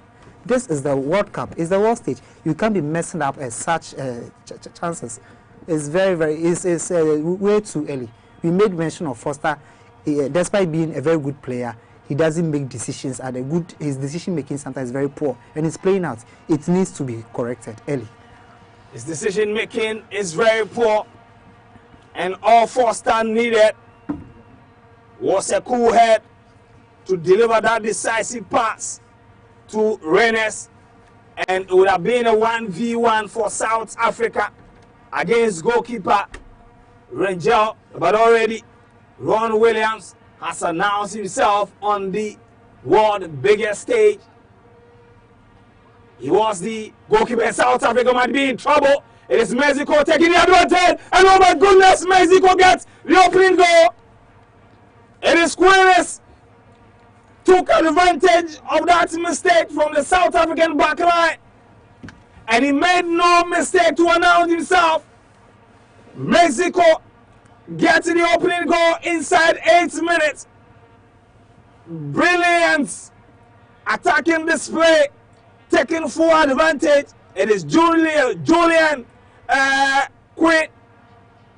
Julian Quinn take the advantage, pressing at the back. Goalkeeper Ron Williams gave the pass to Sitolo. He was pressed by, and it went through the goalkeeper. My goodness, this is a mistake that he will not want to watch again. Julian Quinn getting the opening goal for Mexico inside 8 minutes. And this is what you want from your number 6, Lira. See where he smelled that faulty pass, and he was so quick to rush and get possession. And for a team like South Africa with less experience at this tournament, you don't work from the playing from the back. I mean, it's become so many in this current football that we currently are watching. It's become so frequent that every team wants to play from the back, and sometimes you just have to kick it long and try to see if you can win the second ball. But here, Williams didn't do that. Tried to go for the playing out from the back, and they were caught ball watching again. And it will be a tough battle now, because you wouldn't want to concede just early in the game, and now you have to open up. And once you open up, the Mexicans will also try to come all attack and try to hit you very cruelly. I said it earlier. We saw it coming. The Williams first faulty pass that he gave, and then the defender also had to kick the ball in. He wasn't able to do that, and then the third one resulted in a goal. If you're not comfortable, I think it's not about, the problem is not about building from the back, but the awareness of the players is not there. I don't know. The awareness. This is the first game. I told you about the atmosphere. If you're not careful, you're not psyched up properly, you may fall prey to it, and then you make some poor decisions, and it is one of them. They don't have the awareness. Williams knows where to pass the ball, player pressing, and then the defender, you know when you get the ball, where you are supposed to turn, get a pass, and everything. But the awareness of the South Africans have been very poor. I don't know whether Hugo Bruce sticks to Bowden from the back, or he prefers Williams kicks the ball in. Mexico with the lead. Julian Quinn gets the opening goal for Mexico. South Africa are down. What a start for the host nation. The fans inside the stadium are on cloud 9 at this material moment. This is the dream start they were hoping for, and they got it in the opening 10 minutes of the game. Bafana of South Africa, can they get themselves back in the game? Don't forget that South Africa, they haven't won a single game in 2026, whilst Mexico haven't lost a single game in 2026. Now it is corner kick for Mexico. They whip the ball in, and it is Fidalgo gets the header, but it goes straight into the waiting arms of goalkeeper Ron Williams. That was a poor defensive play from the Bafana because he was left without no man marking him, and if he had got the shot on target, it could have been risky for the South Africans. But again, they need to calm down. Although they've considered the first in the last just 10 minutes, they need to calm down and then try to rebuild again and try another plan to see if they can break into the attacking third of the Mexicans. They should see if they can break into the attacking third of the Mexicans. But can they do it? Only time will tell. Very soon we'll go into the history books. South Africa's record when they are down, and now this Mexico trying to go again. But CBC clears this line. It goes back to Vasquez. Vasquez sent it to the South African area, and Ocon will pick it up for a team that is playing a back five. They've made it very, very easy for the Mexicans to penetrate their goal area. It's very tough for them so far. The Mexicans are having the luxury of playing the ball around and then making sure that they will get the second goal as soon as possible so that it will ease up the pressure in the game. With 20 minutes played so far, I think around 20 minutes, if you check the statistics, in terms of possession, Mexico have 63% and then South Africans have 37. Then total shots, Mexico have played 5 so far. South Africa have recorded none. Shots on target, Mexico have 2, South Africa, and big chances created. Mexico have 1 chance created. South Africa have now corner kicks, 2 for South Africa and 0 for 2 for Mexico, and then 0 for South Africa. It clearly tells you that South Africa's team lost in the opening 20 minutes, 40 minutes of the game rather, and so it tells us that they need to put their pieces together. Hugo Bruce needs to speak to the boys as early as possible, and then make sure that the tactical tweaks. I think that he's opened up now, but as you've opened up, you also be very careful with your back line so that you don't concede. Once you concede the second goal, it becomes very, very, very tough. Very, very tough. So I hope they come out of their shells, like Ben said, and they try to attack more now, because you are already down, and if you want to take anything out of this game, a point or even come out to win, then it means all the players would have to come out from their half and try to attack the Mexicans. But it will be interesting to see how they come out, because once you come out also, you are opening your back, and I'm trying to figure out how Hugo Bruce will set out his team with about 75 minutes left on the clock. We've done 15 minutes of action inside the Mexico City Stadium. Now the South Africa on the attack. Back to Sibisi. Tobo Mokoena. Mokoena with a 360-10. Goes to his right hand side. Finds Madu. Madu back to Mokoena again.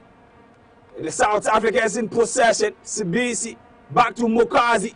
Mokazi's pass has been blocked by Fedago. Modiba now in control. Modiba finds the man wearing jersey number 14. Mokazi. Mokazi's pass has been intercepted. Good passing sequence from the Mexicans. Now the first yellow card goes to Toboe Mokoena. He is definitely the player they will not want to be booked by the referee inside the opening 20 minutes of the game.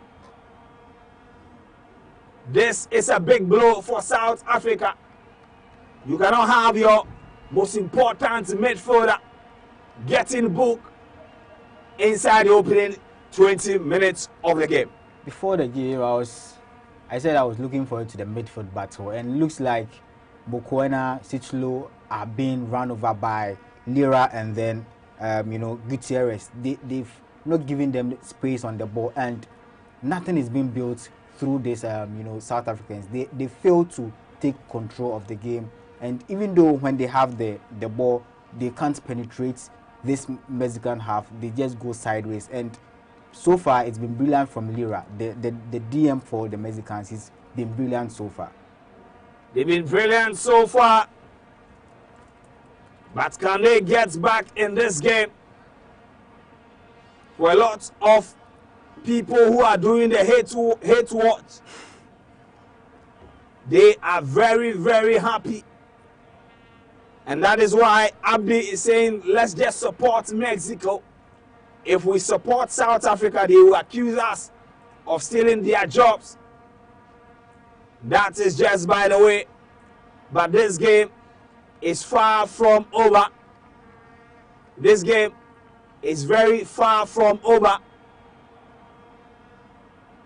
Alvarado. And good flick from Raul Jimenez.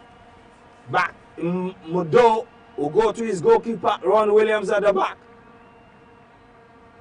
Now South Africa, they played 60. It is Mexico rather, 60 games at the World Cup. And in the group stages, only on 3 occasions has Mexico taken the lead in the World Cup group stage. And then they've lost. Now it's Mexico. It's still in the attack. Back to Gutierrez. Gutierrez to Fedaro. Fedaro back to Lira. And Lira to Queen again. And he'll go for another one. He's bringing in confidence. It is the goal scorer, Julian Queen. Trying to shoot from the back, but missed the pole by a few inches.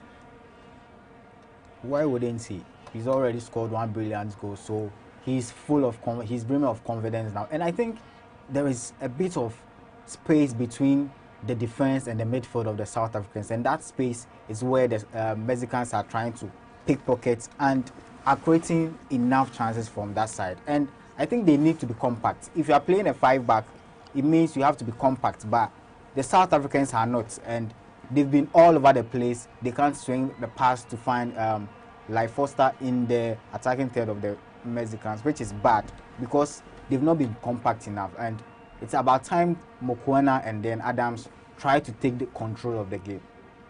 It is time that they try to take control of the game. In 1930, Mexico against France, Mexico took the lead through Juan Carreno, but they lost the game to France by 4-1. In 1996, Mexico against the same France.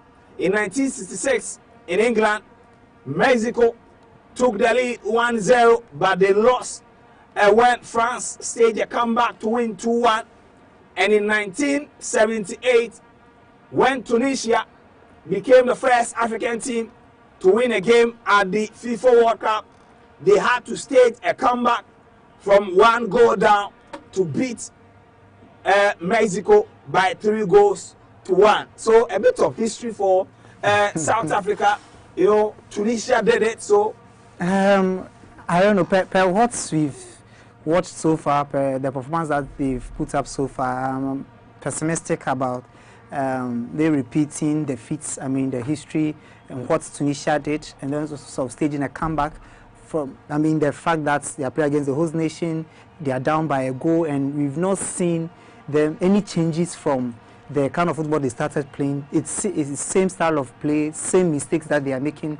I don't know, unless maybe there will be some tweaks coming in and then we will see something different. But for a comeback and what you've seen in the first 21 minutes of play so far, I don't think a comeback is possible. Maybe a draw, but comeback, I doubt, unless something changes. Unless something changes, that is legends at the stadium. Legends, I can see Kafu, 2-time world champion, 1994 as a teenager, and 2002 as the captain of the Brazilian national team. He is at the stadium. 22 minutes of action in South Africa down, a long ball into the 18-yard box, and the goalkeeper fumbles it. South Africa, it is Foster, they're whipping the ball. Oh goodness! What a miss! All he needed to do is to whip the ball in to find a teammate, and he couldn't do it. It is Reynes rather. The two South African attackers, they've been very, very wasteful today. And undoubtedly, they are the reason why they have not scored. Yeah, and you can see clearly the kind of tactics Hugo Broos wants his team to play. Defend deep, and once you get the ball, pass to your attackers. But the final pass is what's lacking between this team. Because right there, if he had found like Foster in the box, that could have been dangerous for South Africa. It could have been dangerous for South Africa. But South Africa, they have an attacking throw-in. Can they make something out of it? Can they? It is Tobo Mokoena who was fouled. And he is the one behind this ball. Can he get a good whip into? Can he get a good whip into this? 23 minutes of action. Mexico 1, South Africa 0. The free kick at the left-hand side. Mokoena whipping the ball in straight, and oh, it is Vasquez. Clears his lines back to Modiba. Modiba sends the ball still in the 18-yard box. The Mexican clear their lines, and so it is Julian Crane, and they waste their free kick. It's very unfortunate that they couldn't make use of it. I don't know the training that they've had in terms of set pieces. Set pieces has become a very integral part of the game when it comes to football these days. You know what Mikel Arteta's Arsenal did during the season. A lot of controversies, but in the end, they will get the results out of it. And I hope that, and I believe that in this tournament is also going to play a very key role. And it's unfortunate that they couldn't convert that, and we've gone for a break, a short break, and then they will resume very soon. But so far, so good. South Africa, nothing impressive so far. Not impressive so far. Poor the decision-making, lack of awareness. And then in terms of finishing, in the final third too, they've been very poor. I don't know, Hugo Broos, as I said, maybe they'll have some short talks, and then you'll be able to give them some tips going for it. But per what you've seen so far, as you said, African team staging a comeback, I don't think they will be able to do that. Their best maybe might be a draw. But I know Hugo Broos, the experience that he has in the game, he will be able to maybe turn things around, and South Africa will be able to come into the game. Initially, I made mention of a very crucial point, that in order for him to win, he needs his best players to come to the party. So far, we've not seen that. so far. Foster, no. Momokwena, no. Reines has also, Williams has been fairly okay. Just that when it comes to decision making, he's been poor. But in terms of giving them that sort of motivation and going for it, he's been very, very, very good. So yeah, so far so good, South Africa, but it's not been impressive. They need to up their game and tweak their tactics. And then let's see, maybe if they will be able to get the equalizer. Getting the equalizer before the halftime will be a huge boost for them, morale boost for them. Then when they come back from the break or from the races, they will be able to match up boot for boot. And then we'll see what happens. They'll be able to match up boot for boot. Andrew has joined us. Andrew, let me welcome you. South Africa are trailing by a lone goal. I think it was expected because of all the attacks that, like you were saying, the against people are all over watching the game and are eager for South Africa to lose. So I think that it's something that everybody was expected, but as and when the goal came, it came too early, and I think has unsettled the South Africa national team. Yes, Mexico were dominant in the early minutes of the game, but the goal made them more effective in the first half, and I foresee them going, coming at the South African national team more to get a second goal or a third to just stabilize them, boost their morale in the second game coming up, or also in the second half as well. In the second half, South Africa in possession now. It is Tobo Mokoena. It is Tobo Mokoena in possession. Now, they are getting the ball. Good block from Vasquez. And it is Sidibe. Sidibe back to Modiba. Mbokazi. Mokoena goes to Okong. Okong to Sibisi. Sibisi to Modal. And now South Africa, they lost possession again. This can be costly. It's Mexico going in numbers. Down the left hand side to the goal scorer, Julian. Julian again takes the ball back to Fredago.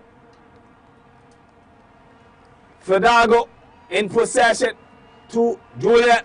Julian will take the ball back to Gallardo. Gallardo to Vasquez. Vasquez to goalkeeper Rangel. Now they are trying to start the attack all over again. Vasquez left-footed. So far, he's been the commander-in-chief at the back for the Mexicans. 56 ball possession for Mexico, 38 for South Africa. But South Africa are giving away possession in very costly areas. It is for Dago inside the 18 box. And it was a good block from Sibisi. That was a good attempt from Fredago. A very good one. And you can see the attacking flair of Mexico. Once they have the ball, all they want to do is attack. And they've seen the pockets of spaces there, and they are willing to attack it. They see a pocket of spaces, willing to attack it. Good control from Gutierrez. They whip the ball in again. And this time around goes into the waiting arms of goalkeeper Ron Williams.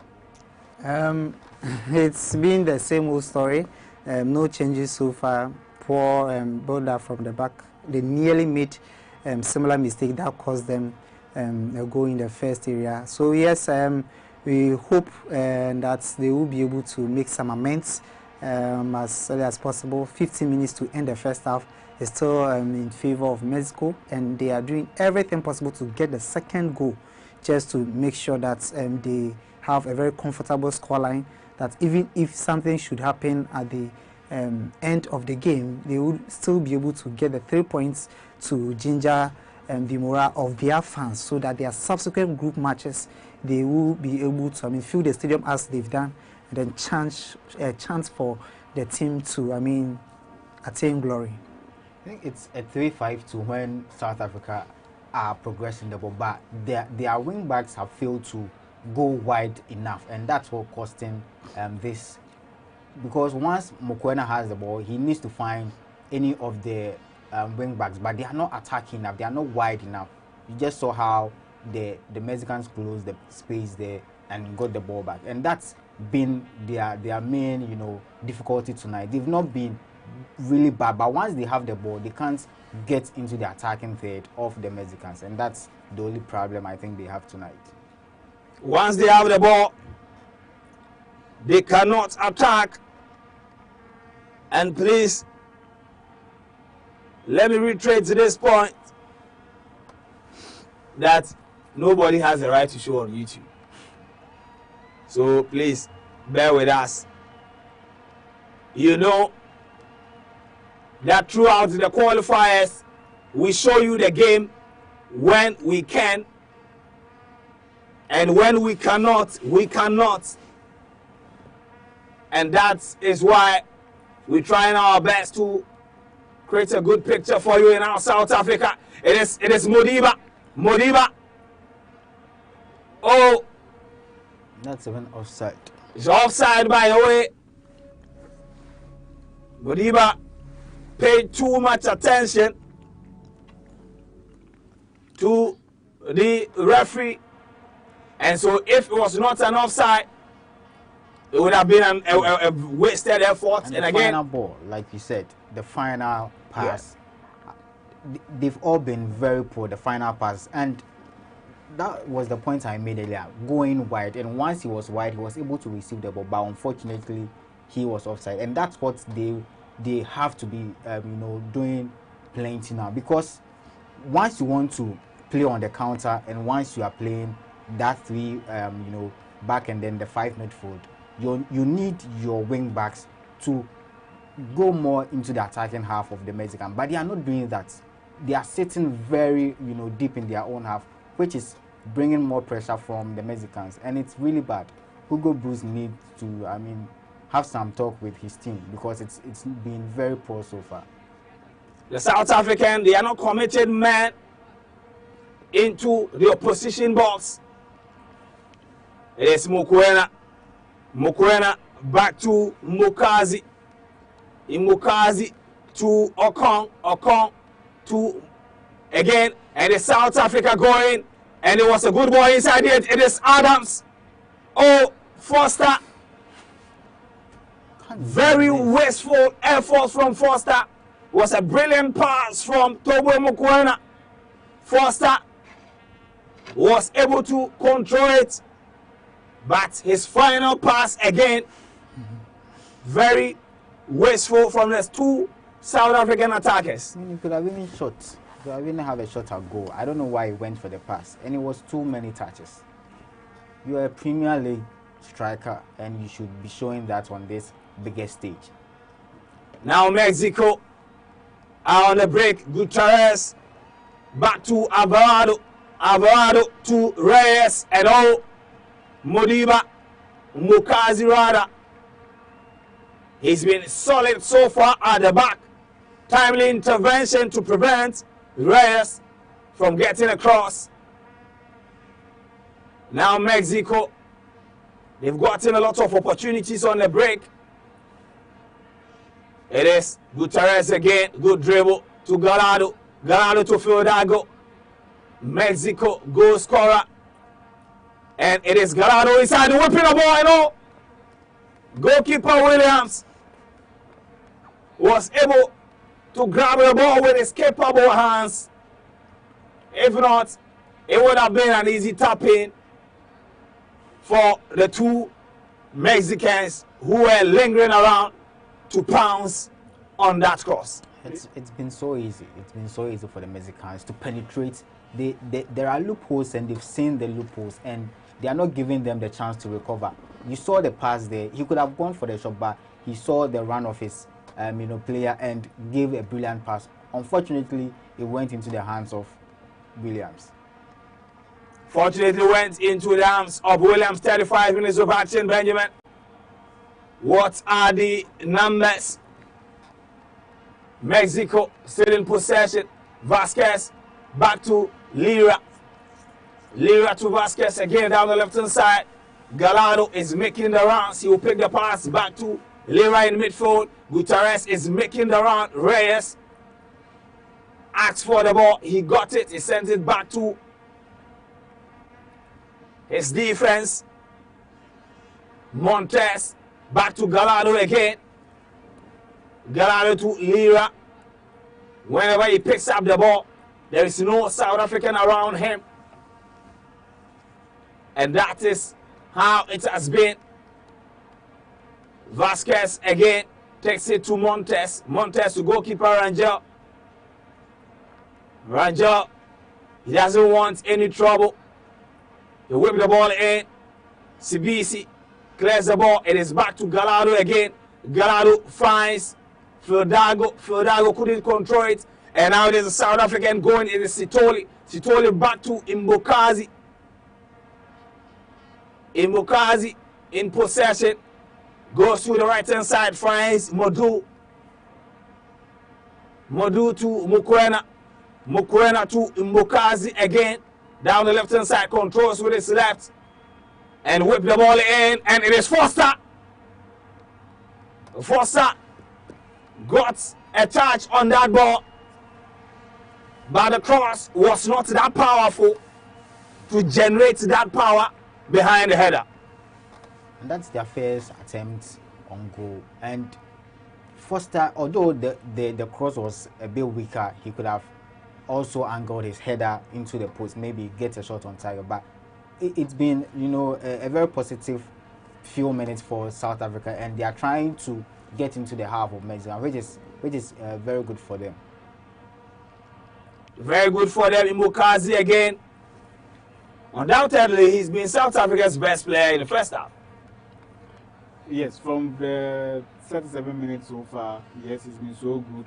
And I think Williams has to be credited. If not for Williams, by now, South Africa would be down by 2 or 3 goals in the first half. But I think that it's early days yet.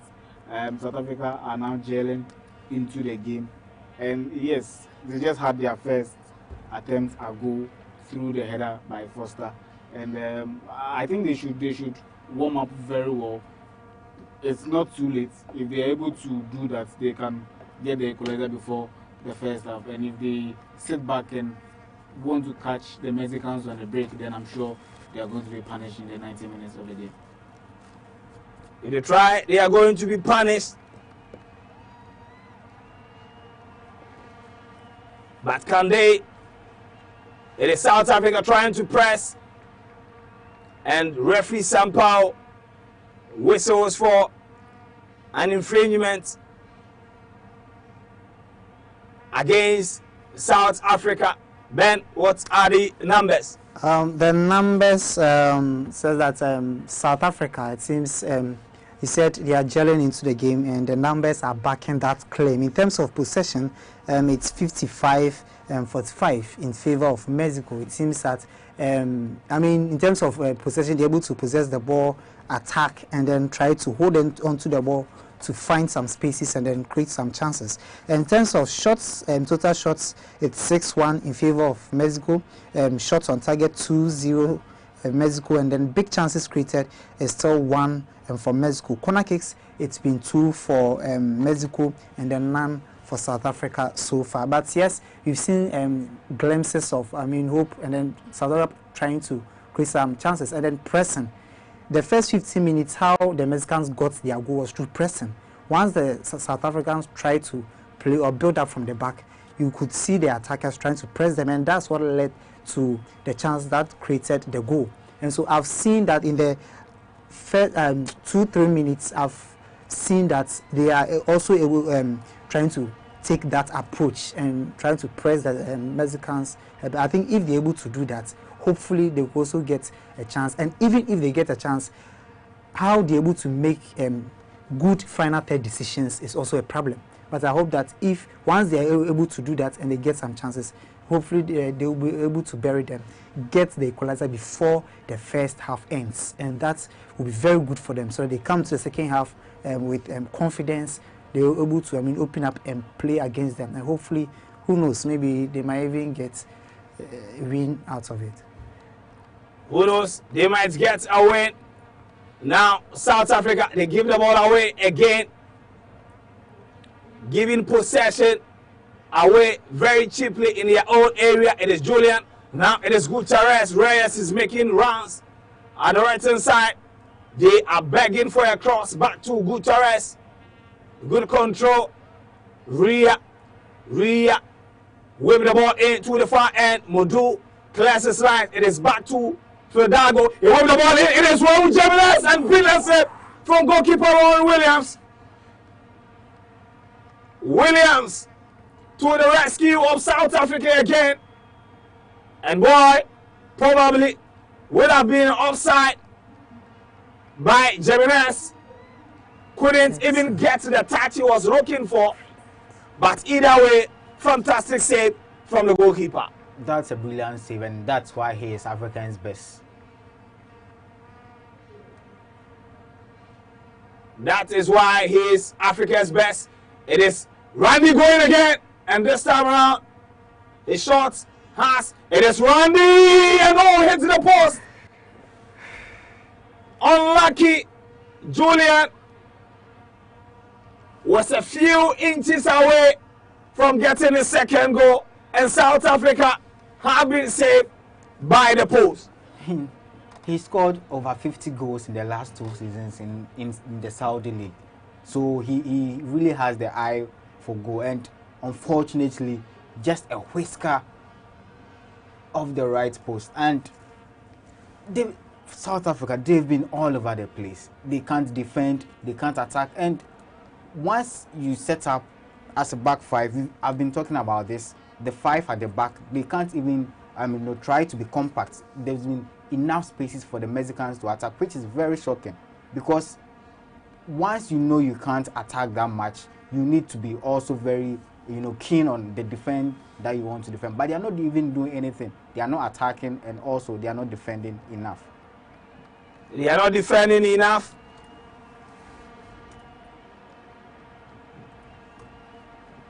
But Mexico always looking to get the best. Now 1 minute. It is Mukwena. Mukwena to Reyes. Reyes to Modo down the right hand side. Can he send in a good cross? And oh, very poor cross from Modo. The South Africans are lacking the cutting edge. They lack the soft touch to make, something out of their possession. But well, they've been fortunate to get a corner. 44 minutes of action. 44 minutes of action. And Modiba whipping across, but Vasquez cleared the ball out of danger. And it is a good one. But Imbokazi's shot was not going to hurt goalkeeper Rangel in any way. And that is South Africa's first shot on target in the first half. After 45 minutes. And it shows how also they are building, they are trying to get momentum in the game. But I think it's too late. However, the more it stays at 1-0, the more South Africans have a chance. The more it stays at 1-0, the more South Africans have a chance. And remember, I told you that in 1978, when Tunisia became the first African country to win a game at the World Cup, now South Africa will have to wait. It is Julian going again. And goalkeeper William steps out of his line to sweep the ball from his 18-yard. And that would have been a costly thing for South Africa. We've done the 45 minutes. We'll be doing 4 minutes of additional time. It is Ria. He's been very decent in this game. It's the reason why the Mexicans have been able to control this game. And like I said, South Africa are playing a back fight. And probably that was the explanation the coach gave at pre-match and the explanation he will give at post-match. The only reason why a coach will go for a back fight will be that he wants to defend very well. But for a team playing a back fight, they've been very terrible at the back. They are conceding too many chances. And the game is still 1-0 because their goalkeeper has been brilliant today. And thanks to Williams, he's shown why he is one of the best when it comes to goalkeeping on the continent. And he showed at the 2023 AFCON when he saved 4 penalties during the quarterfinals. So he's not new to this kind of terrain, but he's the captain and he needs to start speaking to his defense that they shouldn't be allowing these kind of chances, because it's not every time that he'll be able to save them. It's not every time that he'll be able to save them. Now can South Africa go? It is Modiba. Modiba has been fouled. Can he get on his feet? Down the left-hand side. Modiba still in possession. Oh, he cannot beat Reyes. And he ends up wasting the ball. I mean, you can't blame him. That was a very good, defending from the Mexicans. And they've shown them how to defend. And he could have just swung in a cross at the first attempt, but he decided to take his man on. And unfortunately, he lost. Alvarado. And that is Arguez, Mexico's coach. He's not impressed with his performance or the display of his team, despite taking the lead.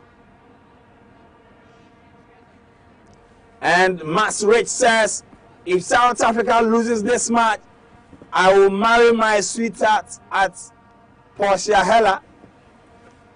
Hey. All right, now it is Mexico. It is Ganado inside the 18 yard box. Oh my goodness. Gutierrez with a glorious opportunity to at least get a shot on target. But what was he thinking? I think he wanted, he wanted to open up his body and go for the killer, but unfortunately that didn't work out. And the chance came from Mokoena losing the ball, and like it's been too many repetitions, the kind of play. That was how they lost the ball for the first goal, and it's repeated too many times. And I don't know what they are doing on the pitch. It's been shocking from South Africa so far. It's really been shocking. The shocking from South Africa, Rennes. The two South African attackers, they've been very, very poor. Maybe poor will be an understatement to describe their performance. 4 minutes of added time, and referee Wilton Sampaio blows his whistle to end the first 45 minutes of the game. The Mexicans are overly happy. The Mexicans at the stadium very, very happy. And now they go into the halftime break with a very important lead scored by Julian in the 8th minute. And that's the end of the first 45 minutes between South Africa and Mexico. We'll be back after this break.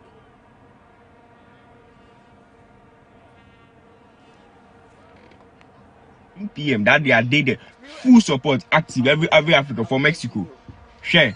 We gave Mexico full support. Full support. We as Africans, we have said we are not going to support South Africa. We are going to support Mexico. Remember that if we support South Africans, they are going to say that we are taking their job as Africans. This is the time that they need to know how important is unity amongst Africans. They have been chasing Africans out of their country. It's something that they need to learn from it. Africans, let's go and support Puerto Rico. Let's go and support Mexico all the way. Mexico versus South Africa. All Africans are rallying behind Mexico. We don't want to take the job of South Africans. That is what we had for you. Yo, ain't you African? Why you supporting Mexico, bro? You African. Sí, soy africano, pero today, hoy, soy mexicano, dale. Nigga, you Nigerian. Hey, listen. Un compa, que la esa mora. Bro, you African. Why you support? Hey, African, pero South Africa, kick everybody out de South Africa. Today, I'm Mexican. Me gusta Mexico. So you supporting Mexico because fucking. Today, mexicano, hijo de puta mierda de South Africa, pendejo. We are going to South Africa. Dear Africans, I hope you all know we are supporting Mexico during this match, right? Right?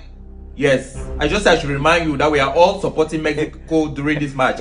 Mexicans are very lovely people. They allow a lot of Africans to use their country in order to get into the United States of America. Yes, we are all supporting Mexico during this match. Todos los africanos apoyarán a México. Los mexicanos son nuestros hermanos y hermanas. We are all supporting Mexico during this match. Yes, so that the other people, the other white country of Africa, they should go and protect their jobs. So that nobody should touch their job. They should go back home and protect their jobs. We are all supporting Mexico. Todos los africanos. See? Comprende? You understand? We are all supporting Mexico, okay? You will talk on Thursday, Ochna World Cup, Mexico, South Africa, Mexico 9, South Africa 0. Have a wonderful night. Full support for Mexico. Full support for Mexico. Alvaro Lolado, that's my name. Full support. What's your name? Let me know your name in the comment section. And my name is Alvaro Lolado. Full support for Mexico.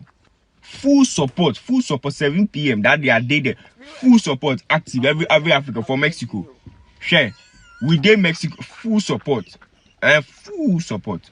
We as Africans, we have said we are not going to support South Africa. We are going to support Mexico. Remember that if we support South Africans, they are going to say that we are taking their job as Africans. This is the time that they need to know how important is unity amongst Africans. They have been chasing Africans out of their country. It's something that they need to learn from it. Africans, let's go and support Puerto Rico. Let's go and support Mexico all the way. Mexico versus South Africa. All Africans are rallying behind Mexico. We don't want to take the job of South Africans. That is what we had for you today. So I didn't know I was Mexican until I saw this fixture. 2026 World Cup opening game, Mexico versus South Africa, or should I say Mexico. Listen, South Africans don't want Ghanaians, Nigerians and other Africans in their country. No problem. You can keep your country, you can have it. But on Thursday, feel free to call me Kojo James Santiago Martinez. Proudly Mexican. Proudly, in fact, I'm 99% Mexican, 1% Ghanaian. Proudly Mexican. Hate watch. What be hate watch? I rest my case. Hey guys, so this is what I'm thinking. I know that a lot of us are very angry. Alright, so welcome back from that break. At the first 45 minutes of action, the goal scored by Julian is the decider as the Mexican national team take a giant lead. Yes, giant, step to winning this particular game. Now, let me come to the studio and ask the guys. First 45 minutes and the assessment. Let me come to you, Andrew. I think it's been an interesting game so far, and Williams for the South African team has been the hero for me. He has been the one keeping the post, and he has also kept the South Africans in the game. But though they are trailing by 1-0, I think that going into the game, Hugo Bruce will have to vary his tactics very well. He needs to change how he came into the game with a 5-man at the back. Yes, he can change the game with a twinkle of an eye. So I don't see why he still stuck to the 5 men at the back. Yes, still there were loopholes into the defense, but Williams had to come to the rescue.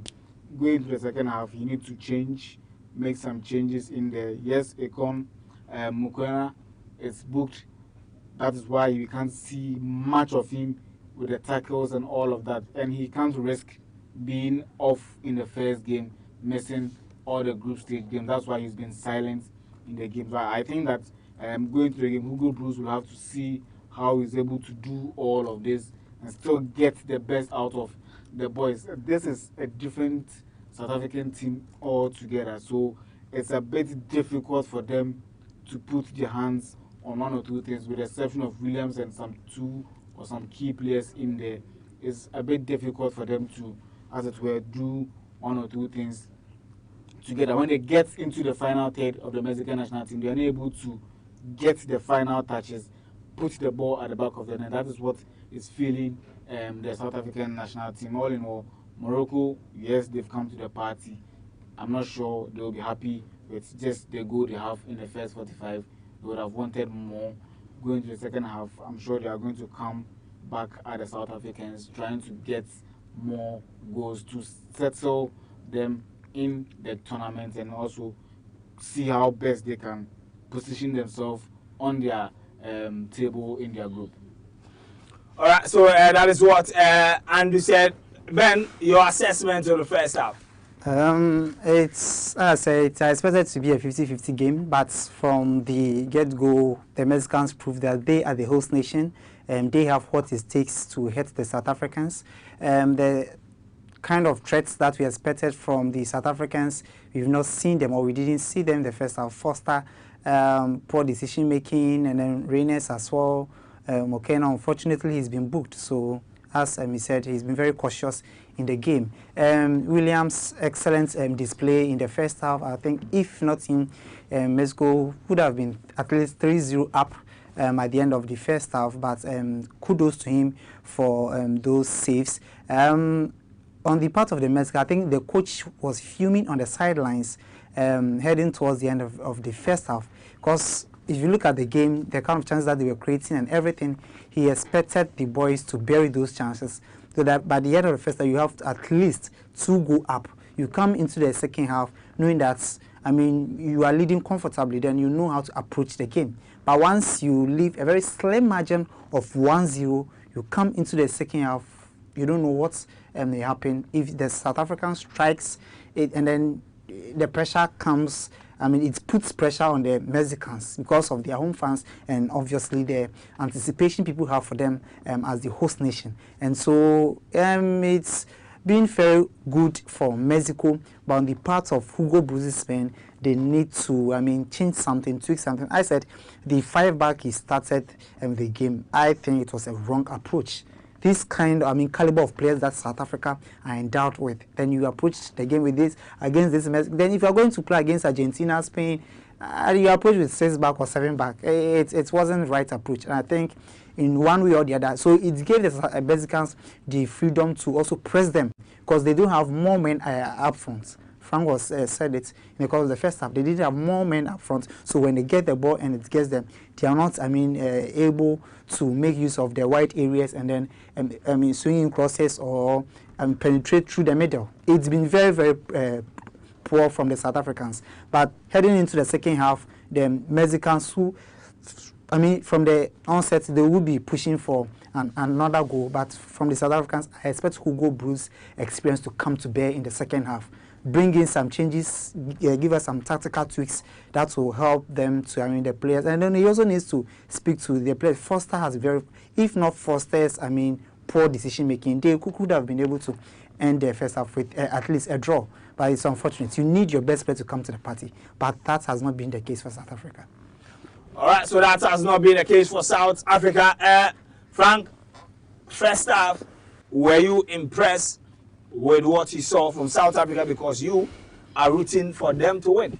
I wasn't impressed, and they are fortunate to be going into the half with just a 1-0 lead down. And for Mexico, they will also be gutted that they couldn't add more goals when they got the first goal within the first 8 minutes. It's been not a ding-dong affair, but the attacking phase has been all from the Mexicans. All the attacking phase we've seen, the 2 shots on targets, have all come from the Mexicans. And for South Africa, the idea of how they want to play is there. They want to sit back and then play on the counter. However, once they have the ball, they've been caught in too many minds on what to do with the ball. That's what happened with the first goal. Once he had the ball, he had little awareness of where Lira was, and he caught him off guard, and then Lira laid it off for Julian, who got the first goal, which I think they were going to shrug that off and start with an intent, but it's been happening so many times. Kudos to Lira. He's commanded the midfield. Before the start of the game, I talked about the midfield because of Teboho Makwena and then Adams. They are very two midfield talents, but they've been all over the place.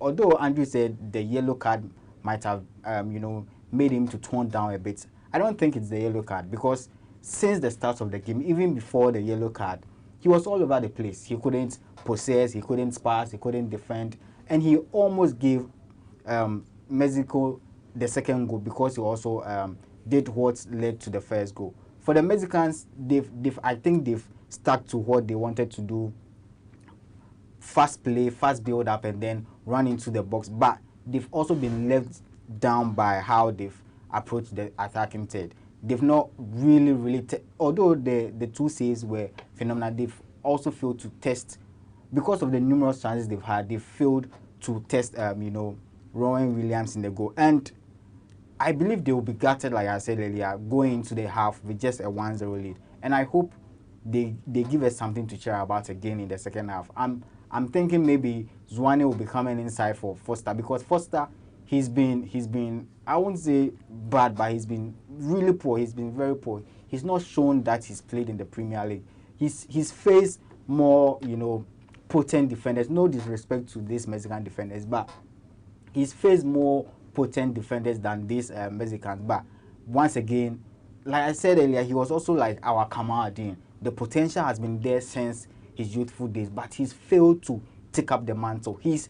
There are no other attacking options. I mean, the number 9 slot for the South Africans, and he's the only one. The sport is not being competed for, so I think that's actually gotten into him, because he knows that whether I play well or not, I'm going to start, even if I play bad or not, and I think that's gotten into his head.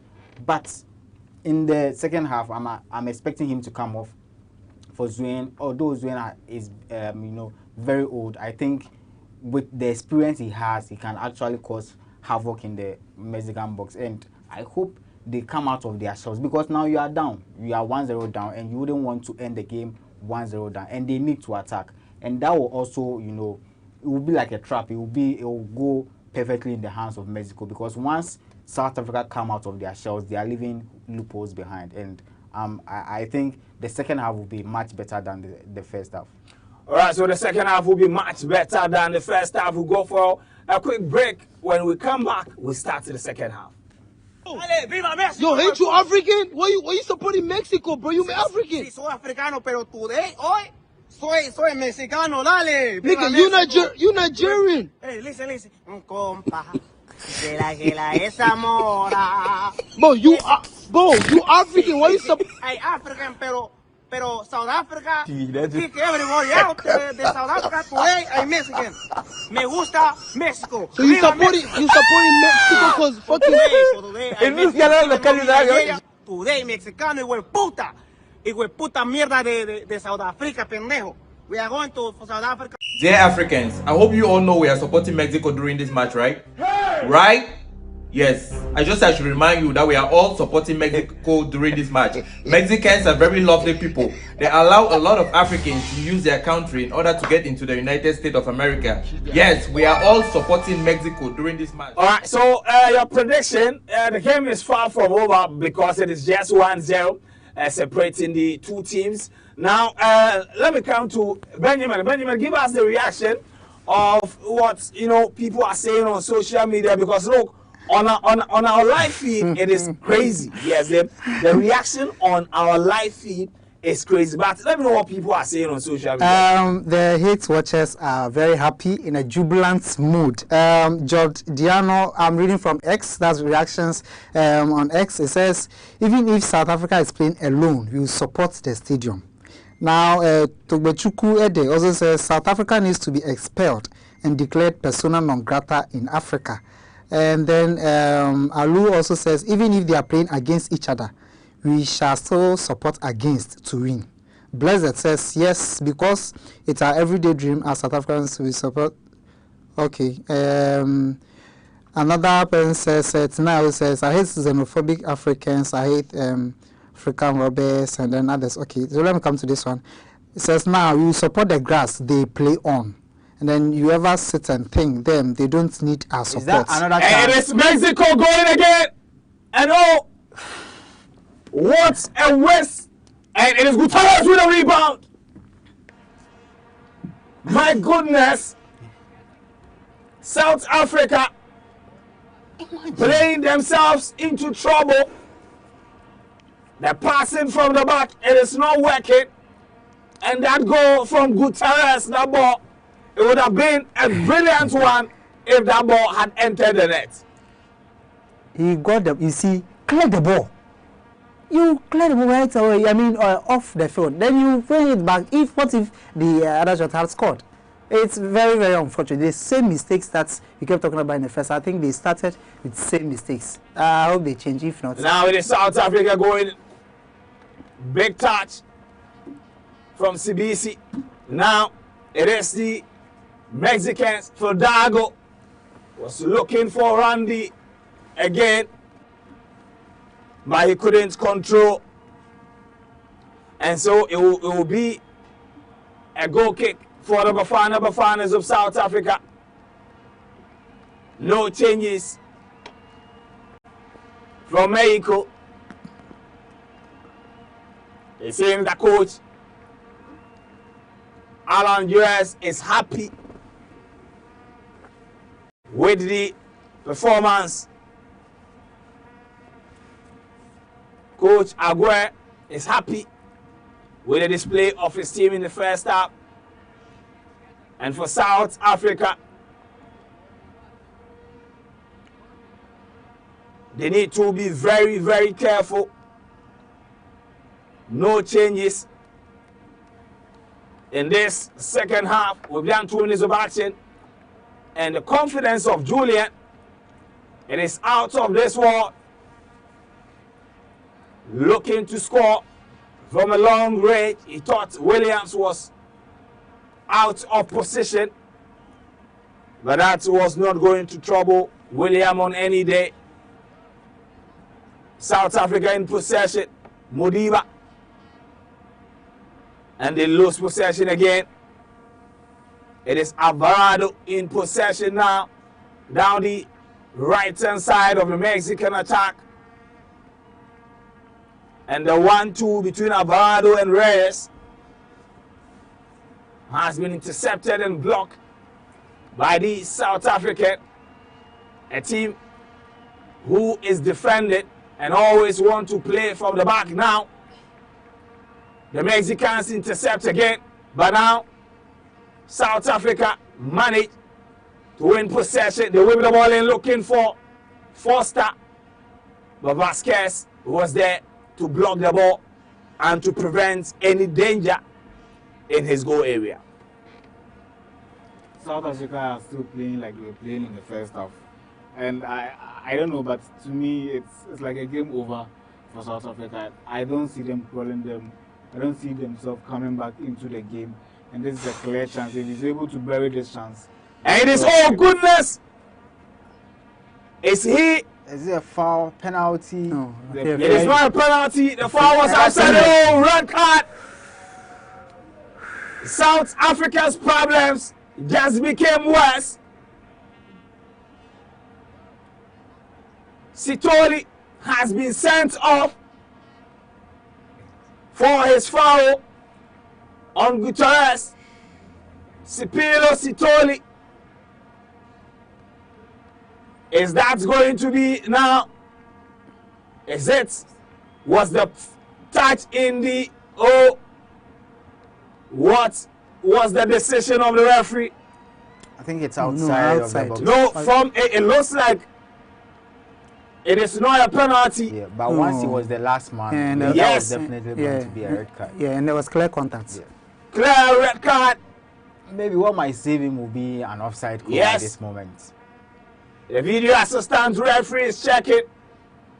Doesn't look like I an think it's offside. confirmed. Yeah. Doesn't look Confirmed, red card.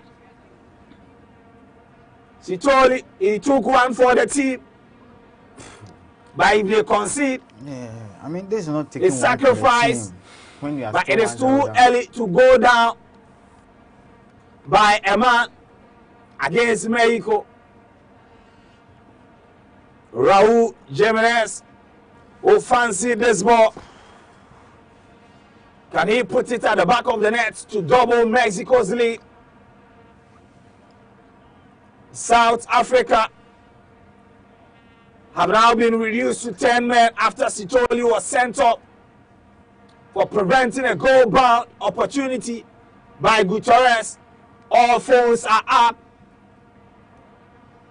Referee Sampaio from Brazil. I can see Alvarado and then Raul Jimenez behind the ball. Alvarado, Gallardo, Jimenez, and oh, the Wall did his job. The rebound, and oh, the rebound from Gallardo was way off target. And South Africa.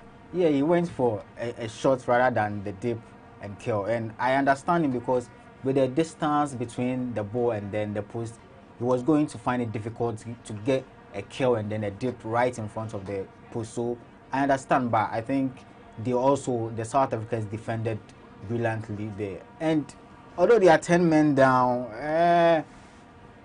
I'm seeing how they will react to this, because once they were even 11-11, they weren't even, showing any effort. But now that they are down to a man, let's see how they come out. Now is Mexico going all out.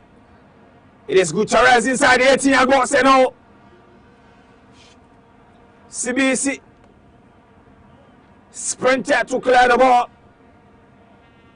but it will be a corner kick for the Mexicans, who are now ready to go all out for that second goal.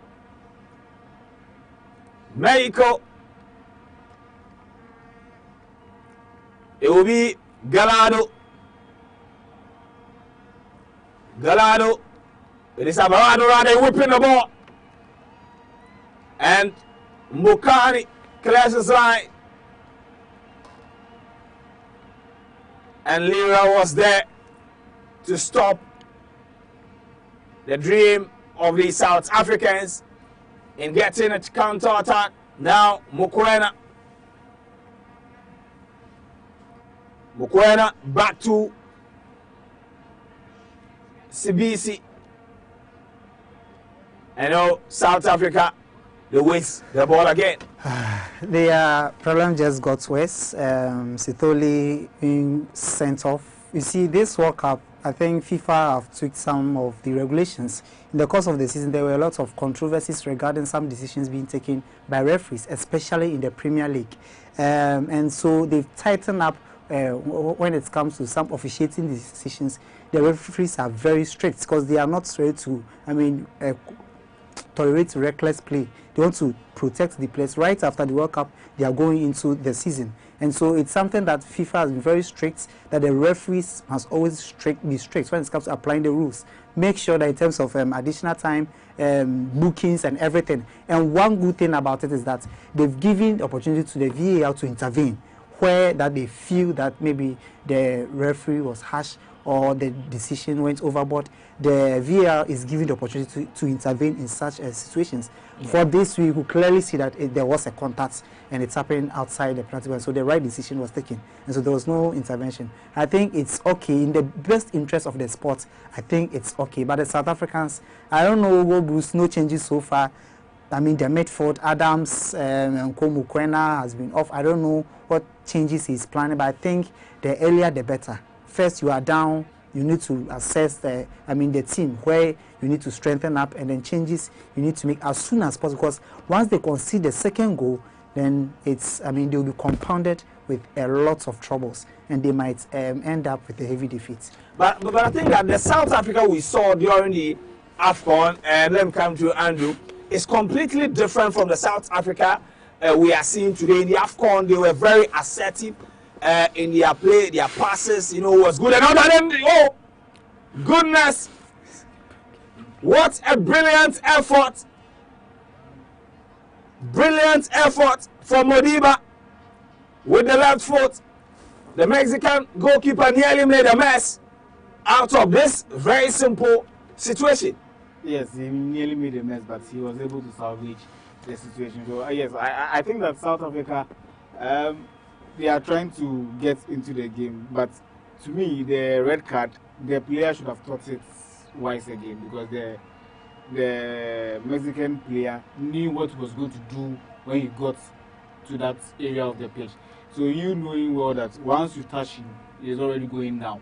That was his mindset. So don't even attempt to even foul him, because from what I saw, yes, there was a little bit of contact. It wasn't that huge contact that would have warranted for a penalty or even a red card, but just because of his position during the tackle was what made him to be out of the game at that particular moment. And now it has caused the South Africans to be playing 10 against 11, and they have to be able to man or match the Mexican team with that man down in their team.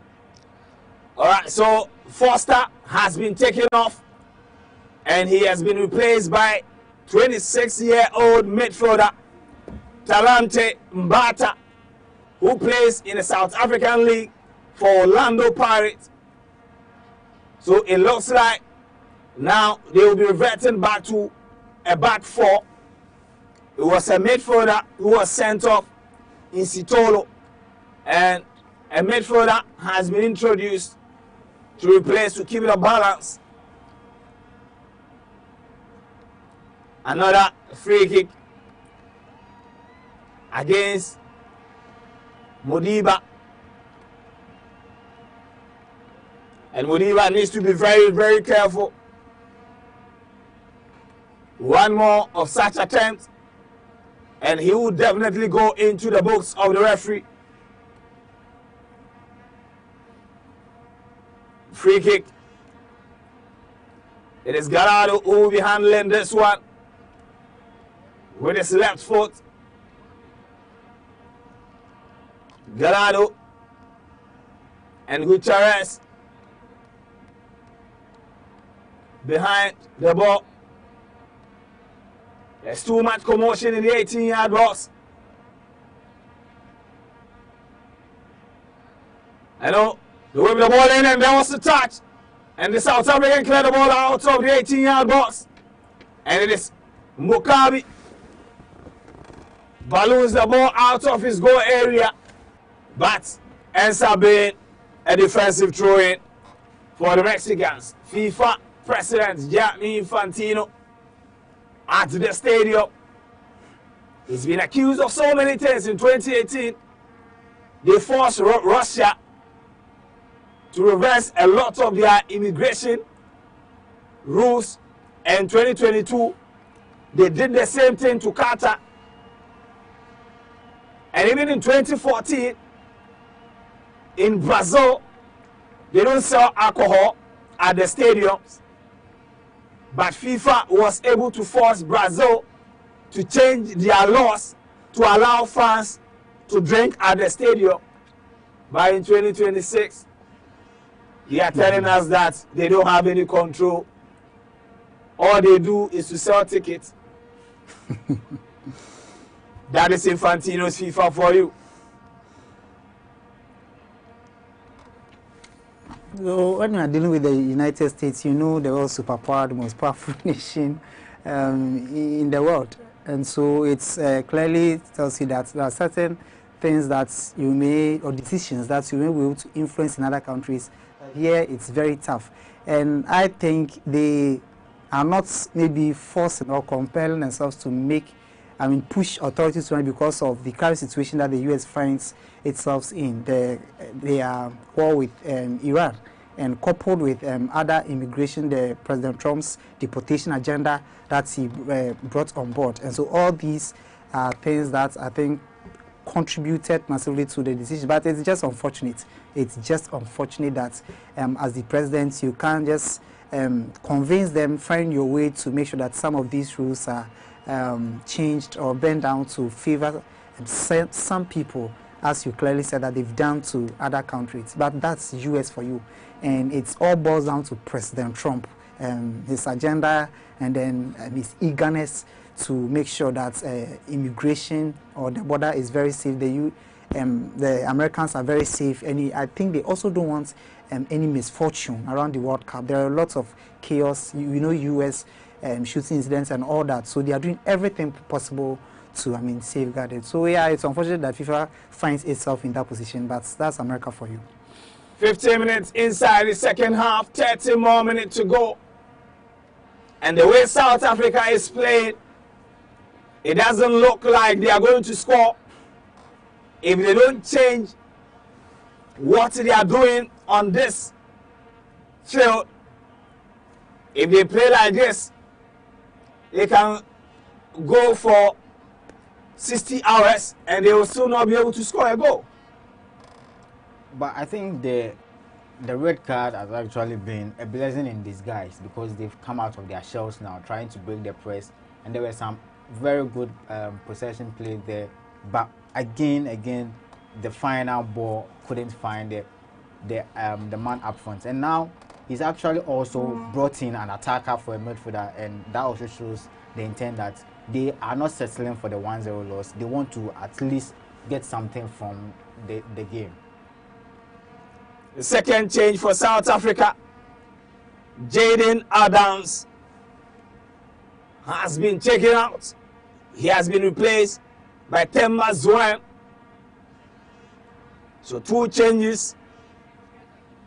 Themba Zwane is a veteran in the South African Premier League, 36 years of age,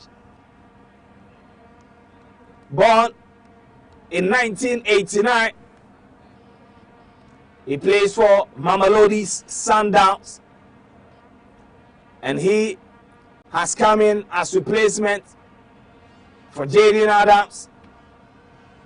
Can they make a difference in this game? Only one goal is separating the two teams now. It is Mexico. And Julian has been flagged for his foul. We didn't get him on Madu. No, it doesn't look like the VAR is reviewing this incident. We didn't get him. So I think if he did, that should also have been dangerous play there, and also a red card, and it could have been 10v10. But I said earlier that the red card has actually been a blessing. They are trying, the South Africans are now trying to possess and create chances. And the Mexicans, I think they will also be beating themselves up, because they've not actually been able to take advantage of being a one-man up. Yeah. And they've allowed South Africa to now get into the game, which they couldn't when they were 11v11. They've not been able to do it. 63 minutes of action. A lot of Mexican stars, and I can see Tyler, South Africa's Tyler, at the stadium watching the Bafana.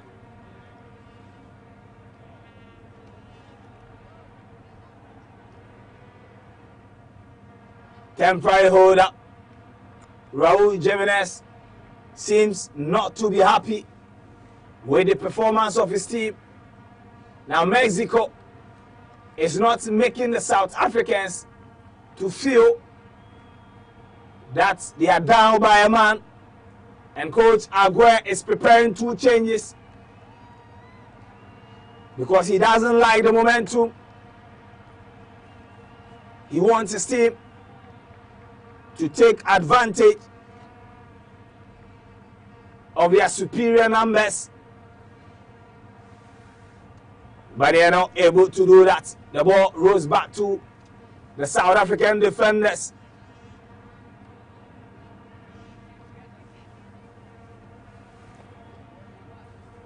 Who are trying to build. They give the ball away again. Now it is Gustavo with the pass and all. Madu, timely intervention. Probably by now the South Africans would have been laughing at the wrong side of their mouth. I think after the red card, they are trying so hard to make an incursion into the game. From what I'm seeing, it looks like they need an experienced player to come into the game, but they don't have any to come onto the pitch. They just have in the goalkeeper Williams, and he's also at the back. He can't also move forward unless probably it's a corner kick or a free kick where he can come and make an incursion into the game. So I see South Africa trying to salvage the situation. Yes, they would want to rely on past glories that happened in the year 2010 in the World Cup where they hosted and drew. And I'm sure they would want to salvage the situation by getting a goal, which will earn them points in the game. And South Africa, Mexico, on the other hand, will want to win to be on top of the group. Yes, to see how the game tomorrow will pan out between Czech Republic and South Korea in the other group stages as well. 66 minutes of action, Mexico. The game has been annoyingly slow in the second half. Mexico will be very, very gutted because they failed to take advantage. Well, that's a cross. Hello! Raul Jimenez gets to the second goal for Mexico. Raul Jimenez gets to the second goal for Mexico. Finally, the Mexicans can breathe. And that is goalkeeper Raul Rangel, who is excitingly happy after Raul Jimenez announced himself to the Mexicans. This is Mexico. This is our country. And the Fulham striker is in tears. The Fulham striker gets the goal. And brilliant one on the right hand side from Gutierrez. And there was nobody marking Raul Jimenez. He was in no man's land. And Jimenez was never going to miss from that position. And Raul Jimenez, the poster boy of the Mexican national team, gets to the second goal and probably puts the game to bed. That's a very well created goal and take nothing away from the finish. He could have gone for the far post and missed, but he was really clinical there. And that's his first goal at the World Cup. His first goal. This is his 7th game and he's got, that was why he was emotional there. He was emotional there. His first goal in this tournament, I mean the whole World Cup. He's played 7 games now and he will be happy for himself that he's gotten his name on the score sheet. And Mexico will also be happy that they are finally taking advantage of the man-up advantage. And then for South Africa, for now, I think it will be they trying to keep the score at a very respectable, lead now. Because if they try to go all out again like they did, they will find themselves exposed again. And right now, maybe the best they could get will be the 2-0 down. Because once they try to open up again, they could get 3-0, 4-0 down by the end of the game. I had a blessing in disguise or red card. I think you just need one moment, they will bury the chance and that will be the end of the whole game. And so yeah, that's what has played out so far. I don't know. As I said, the South Africans that we watched in the AFCON is totally different from the South Africa that we are watching today. From the onset of the game till now, we've not seen any creativity. Well, there have been some few moments, but no much of creativity I mean, nothing exciting about the game. And I haven't seen Hugo Bruce in action too as much. I don't know, but it's just unfortunate. I don't know whether the crowd or the atmosphere has also played into difference between the South Africa at the 2025 AFCON and I think it all goes down to the tournaments. All of these players are having a debut at the World Cup. They've never been at this, although the AFCON is big, yes, it's big, but then the World Cup is at times 2 of whatever the AFCON gives us. So I think they are being under pressure. They've not seen that kind of, this is an 87,000 stadium capacity, and most of these fans will be Mexicans. So they are feeling the heat. They are under pressure to prove that they can also belong to this stage, and I think that's what's gotten into them. They've not been themselves today. We've seen a better South Africa than what we've seen today, and I think it's just because of they being at this tournament for the first time. South Africa are down by 2-0 and are down by a man to Mexico with the 2-0 advantage. Now they can afford to rest. They are leading in terms of goals and in terms of numbers. And like I said, South Africa in the second half,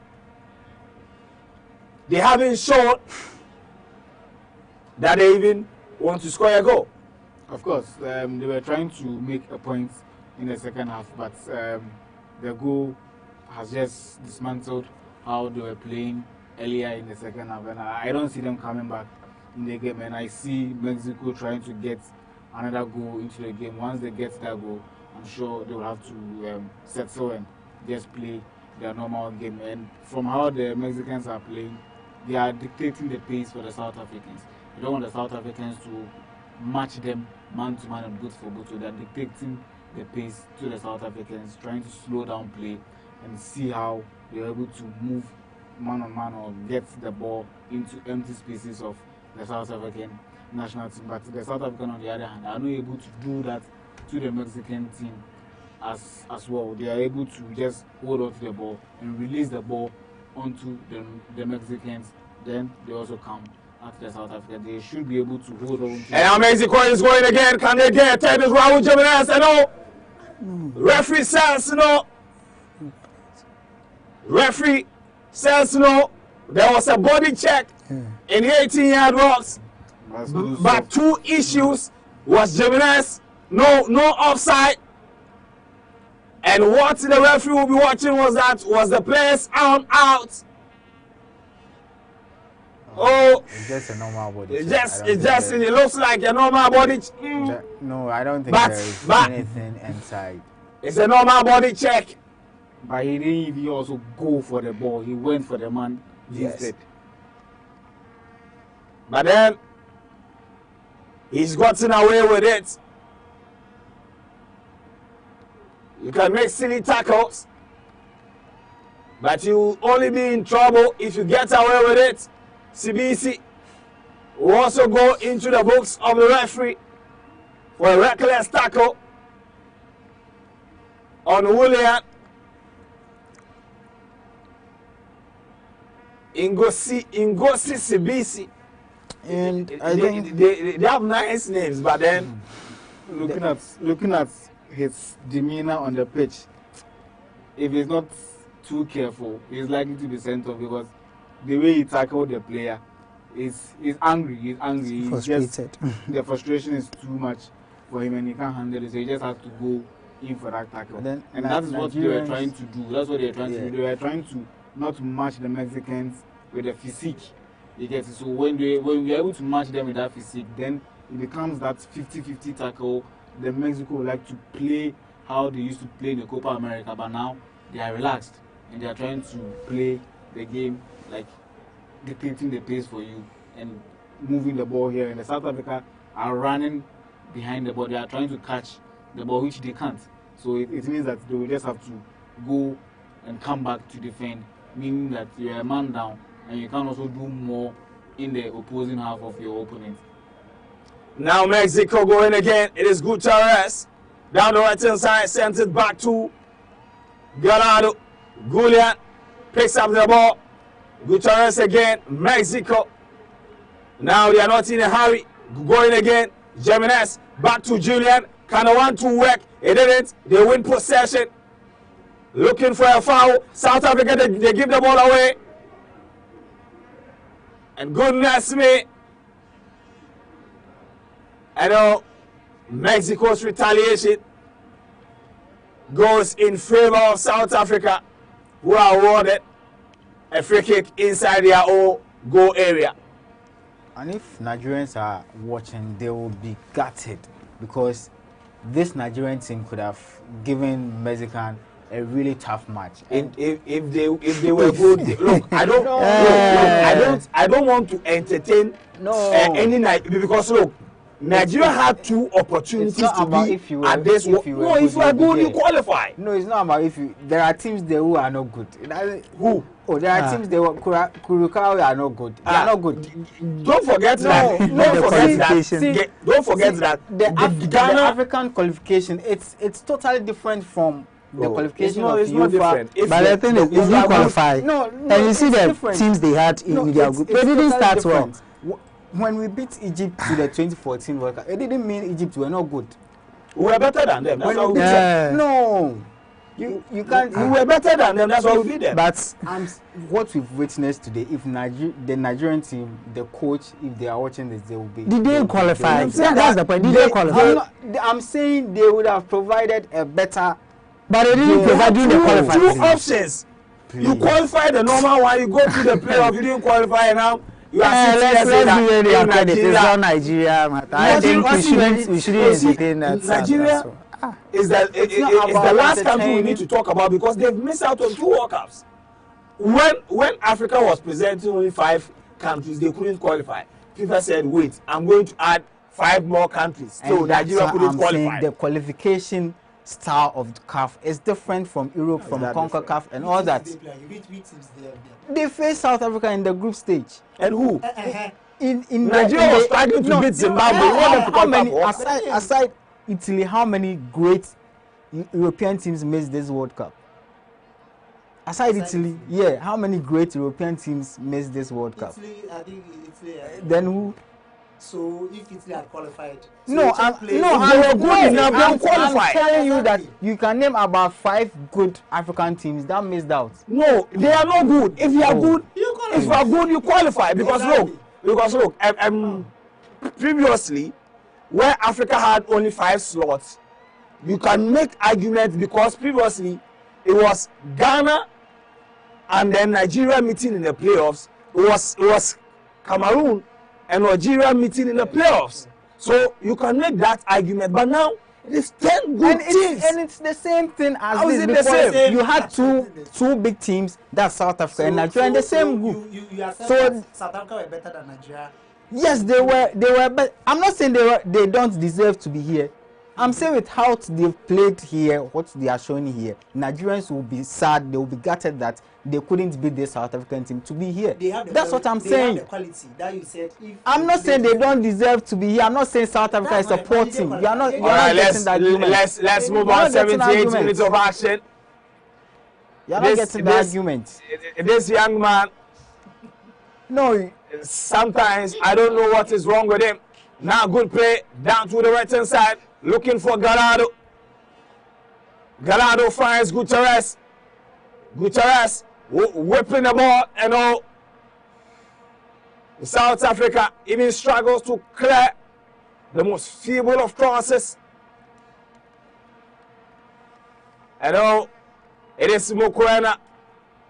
Mokoena dance around. He's very lucky the referee has awarded a foul for him. Yes, and that would have obviously resulted in a big chance for Mexico to up and then, score more goals. It's very good for them. So far so good. Still, it remains the same.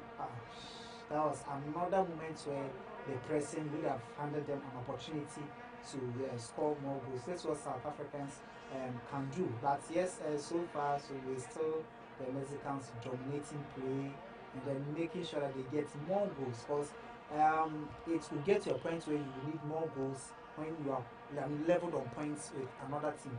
And so I think they were hoping for more goals, but unfortunately, it seemed that even regardless of that, the South Africans are very slow, and then they are not able to give them that match. They are trying to start another build up, the South Africans. I think it's too late now, because now, well, if they get one now, they can actually make the final 10 minutes really just like Ghana against Korea back in 2022, and that was a really nice shot there.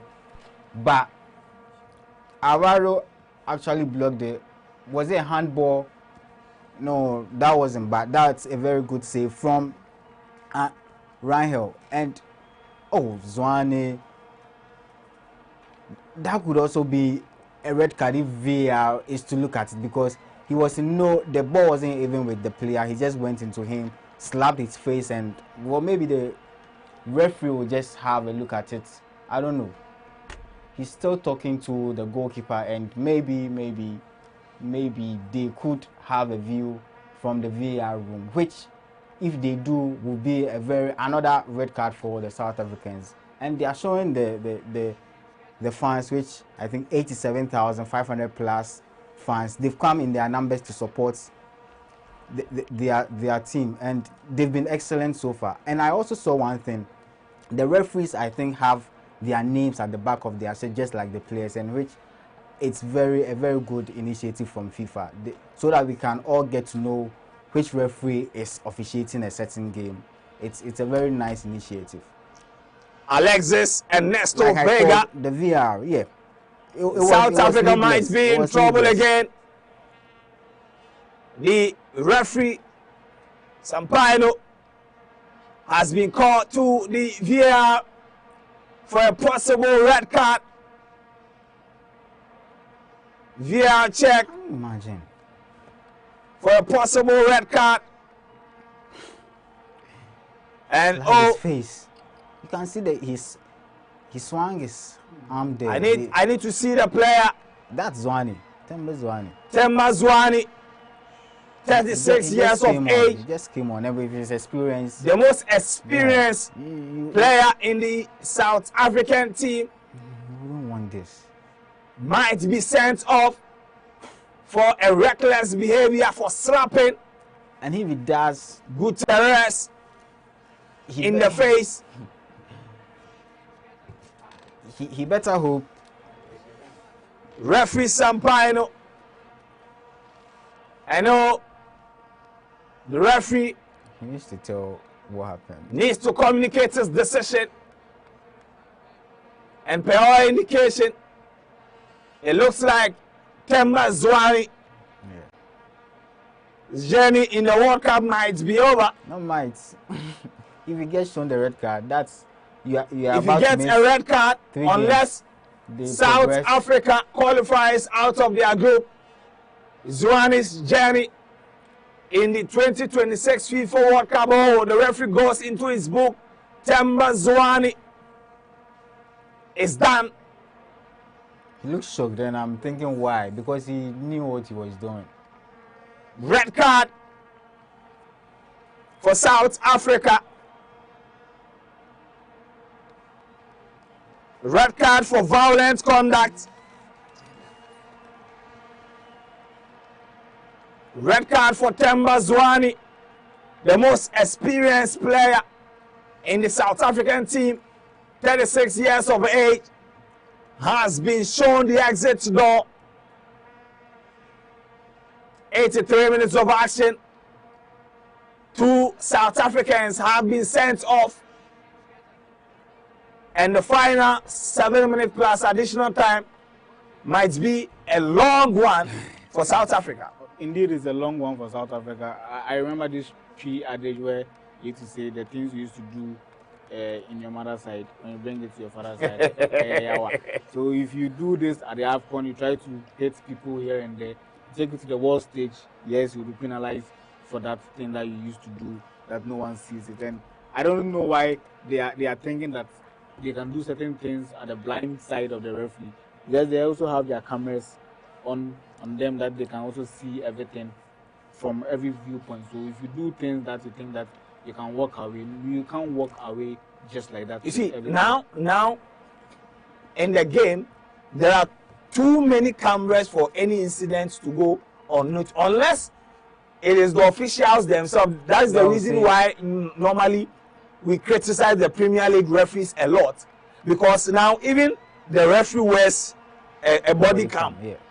So, and there are too many cameras on the pitch for any incident to go unnoticed. So sometimes I wonder why, of course, in some situations they will get away with it because we have incompetent people in the VR room and all that. Oh, we've seen it a lot in the Premier League, even in the Women's Champions League, where somebody's hair was pulled in the lead up to a goal and the goal was not disallowed. Like in that incident, but if the referees decide to apply the rules to the letter in terms of violent conduct, you cannot get away with some of these incidents. I think this tournament should be one of such tournaments where we'll see the referees being bold, take certain decisions without looking elsewhere. If the player deserves that red card, he or she or he should be given that red card. There shouldn't be any point of call of trying to talk the player through the decision or that. Just take that decision, and you have people watching you, because you've gone months of trying to sensitize people to watch the World Cup. People have put all the activities on hold just to make this June and July a memorable one. So you can't afford to make decisions that will put away sponsors and other people that would want to come and put their investment into the tournament. That And I think that South Africa, yes, they've kissed the tournament goodbye. It's early days yet, but 2 red cards in the first game, I don't see how. Then they will need a psychologist proper to psych the mentality of the players, and also how they will be able to come into the subsequent games and do more. An almost red for card themselves. incident again. What are they thinking? And one thing they fail to realize so that that's the referees. Then that is the referee's body cam. So it's very difficult to make like such mistakes and then think that you get away with it. They fail to realize that these referees are also playing their qualifiers, because once you are good, you get a chance to officiate at the quarterfinals, the run of 32 so quarterfinals. So the good things is also justify your inclusion for the referees. So they wouldn't want you to come and ruin their opportunity to officiate some of the big games, and they should. The play that came before the throw-in, he nearly also kicked the guy that was down, which was so needless. I know frustrations have set in, but it's 2-0. You can take the 2-0. There are 2 games left. You can get at least 4 points from the 2 games, become part of the 3rd best teams, and then qualify to the round of 32. There is no need to think it's all over just because you are 2-0 down against a very good side, and then the host country. Very good side. Mexico with a 2-0 advantage.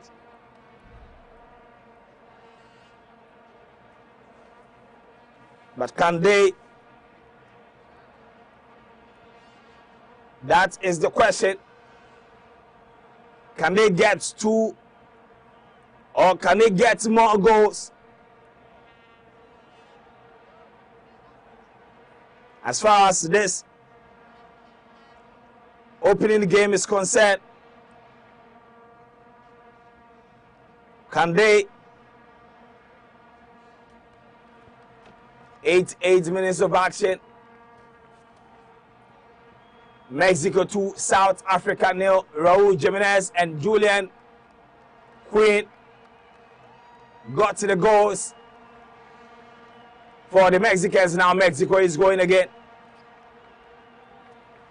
Let's look at their changes. Let's see Alvarez is in. That's the former West Ham midfielder, and he's taken over the captaincy, and he's also shown. I think Mexico, although we don't rate their midfield, they really have lots of midfield engineers where they can break the passes, they can also break play, they can create chances and also dictate the play. And just like Edson came on, he took over from Lira, and you wouldn't even notice that Lira is not playing. I didn't even notice he was off. But because Edson was doing whatever Lira was also doing on the pitch before he left. And Mexico would be very not happy that they couldn't get more goals today, because like Ben said, it could get down to the number of goals we've scored to get into the round of 32, and if they don't want that, they would want to get more goals today. But 7 minutes left, that's the additional time. It would be very cruel on South Africa also if they would also concede a third one here. It might be down to goals. And Mexico will have to score more. Now, inside the 18-yard box, they are passing around, trying to find a way to get a third goal. And now South Africa on the break. Tobo Mukwena. It is CBC. Can the South Africans pull one back? Oh. Good play from the Mexican defender. Yes, very, very good play. I'm looking at the card here, the color of the card. It can be a red card. He went for his back pockets though. It's a red. It's a red card. He went for his back pockets.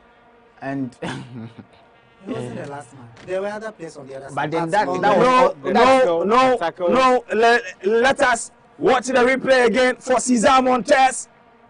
It was a foul, but as to whether. But then that was also a very Okay. because No, once he's the last man. Yes, once he beats him, yes. Once he's so you see, no, it does not necessarily have to be a last man. You have to prevent a goal scoring opportunity. Because once he beats that. Because once he beats him, he's face to face with the goalkeeper, even though it is at the side. 3 red cards. Have we seen one in the World Cup before? 3 red cards. Well, you were talking about the Copa America style of play. I think we've seen even though it's not been brutal, we've seen that.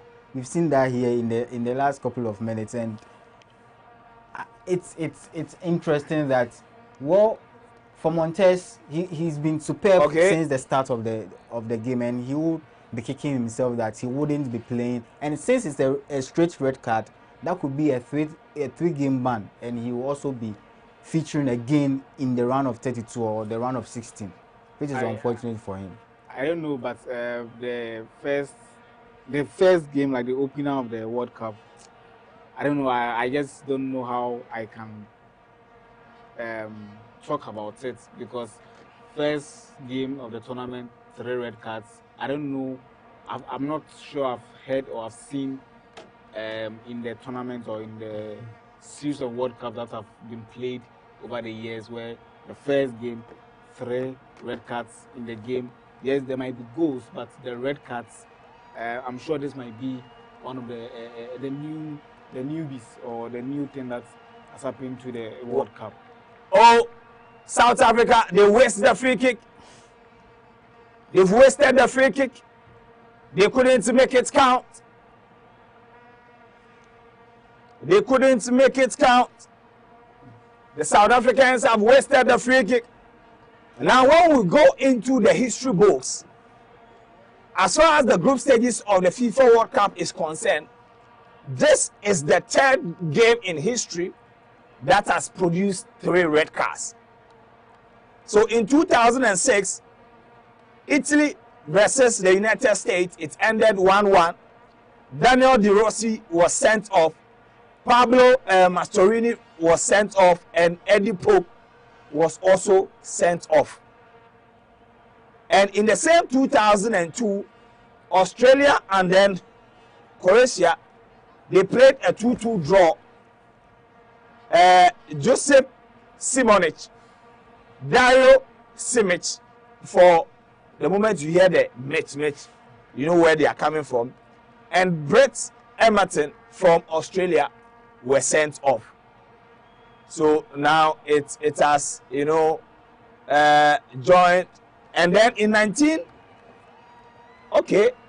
South Africa, they also have a record like that for the 3 red cards. So this is the second time a game involving South Africa has produced 3 red cards in the World Cup, because in 1998 against Denmark, they drew 1-1. That game also produced 3 red cards. Was it an opener? No, it was not.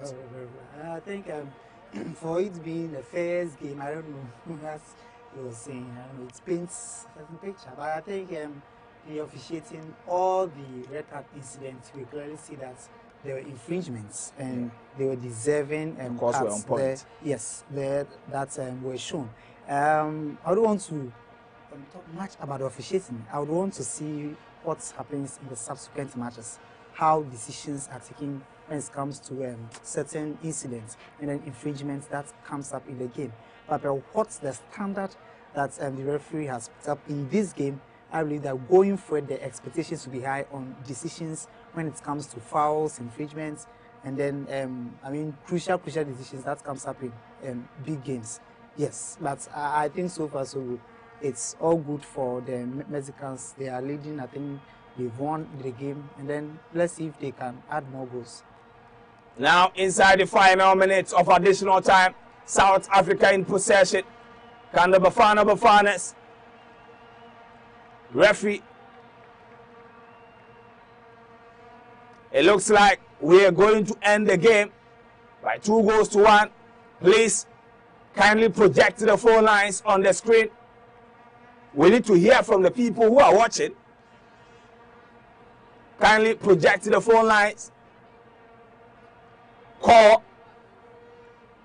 And then let us know, you know, are you happy or are you sad?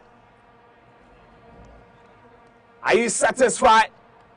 And referee Sampaio blows his whistle to end the game. South Africa have been reduced to 9 men, conceded twice, whilst the Mexicans, Jimenez and Dead Queens got to the goals, and 3 red cards at the end of 90 minutes. But let's go quickly. Let's see the reaction. Let's get your reactions. The Zoom meeting, the Zoom number is also, so you can either call or you join the Zoom to give us your reaction for this game. We'll go for a quick break. When we come back, we do the post-match analysis. South Africa too. Ain't you African? Why you supporting Mexico? South Africa. You are not happy with you.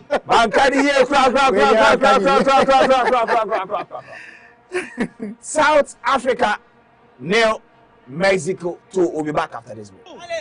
Yo, ain't you African? Why you supporting Mexico, bro? You African. Sí, soy africano, pero today, hoy, soy mexicano, dale. Nigga, you Nigerian. Hey, listen. Un compa, que la esa mora. Bro, you African. Why you supporting? Hey, African, pero South Africa, kick everybody out de South Africa. Today, I'm Mexican.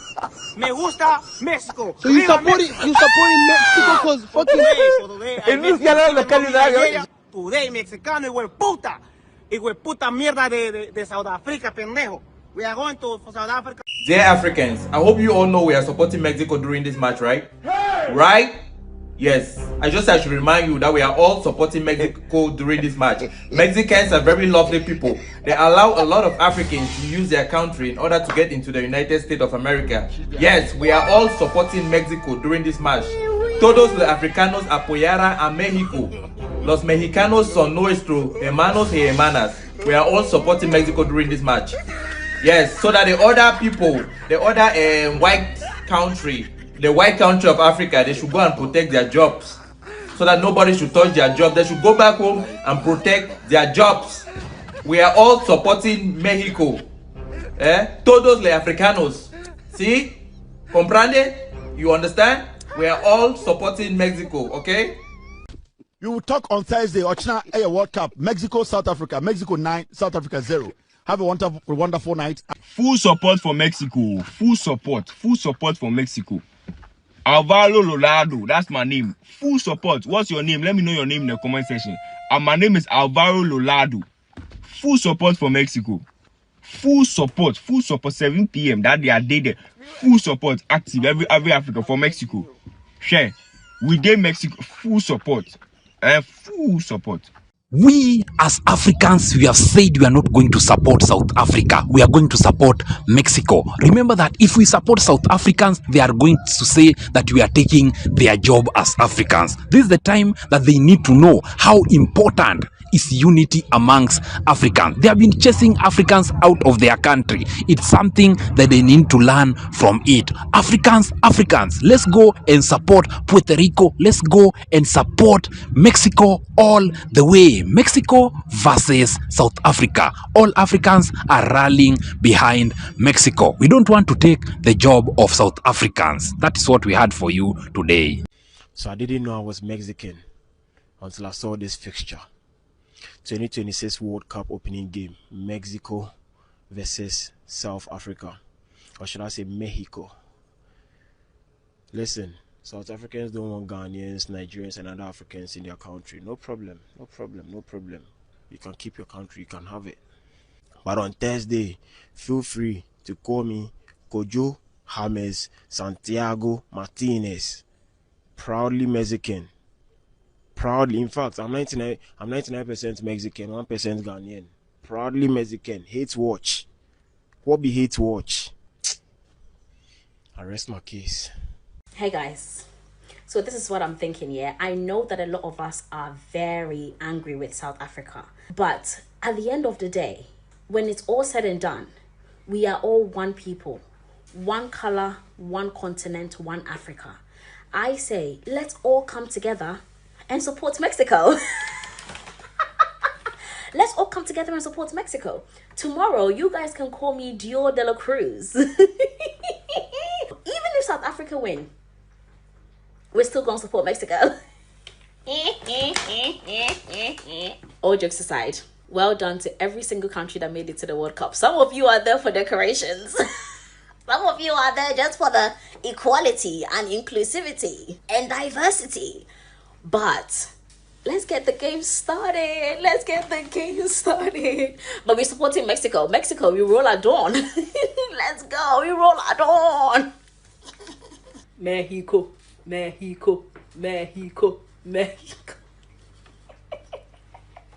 Well, on Thursday, my name is Don Caliandro. I am Sofia Valentina Guadalupe. And I am Valentina Santiago Bellarina. And I am Gonzalo Fernando Martinez. On Thursday, call me Santiago Alejandro de Lopez, because why not? We are all supporting Mexico against South Africa. Yes, we will support them because Mexico, even though they are not Africans, they wouldn't perpetuate xenophobic attacks against Ghanaians and other African nationals. And so we don't even owe anyone an explanation. We are fully behind Mexico. Africans even feel safe in Mexico than in South Africa now. And so give me a reason we should support South Africa just by mere, virtue of being Africans. It doesn't, they don't deserve that. So it's official. On Thursday, we are all supporting Mexico, and my name is Carlos Alejandro de Lopez. Find a Mexican name too. Thank you. Wait, I'm not seeing anything. Wait, bro, how come theirs is so much further up than ours? Delayed. Wait! Oh!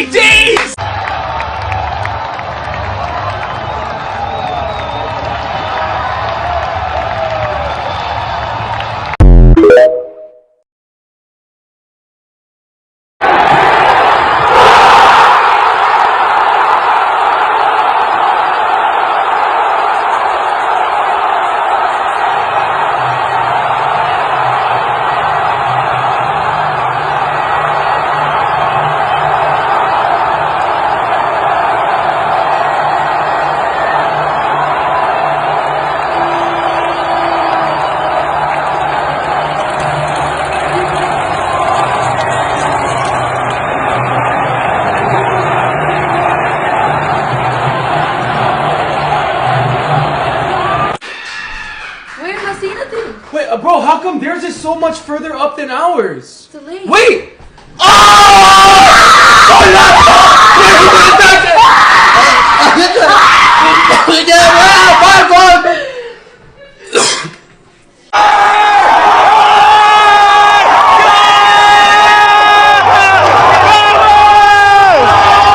Come back. This is GhanaWeb Match Day Live. We brought you the opening game of the 2026 FIFA World Cup between Mexico and our very old Bafanas of South Africa. At the end of 90 minutes plus 7 additional time, 3 red cards in this game, but Mexico won the game by 2 goals to 0. Let's go to Zoom to get some reactions from the people who watched the game. Please, your name and where you are calling us from and your reaction to this game. Are you happy or you are sad?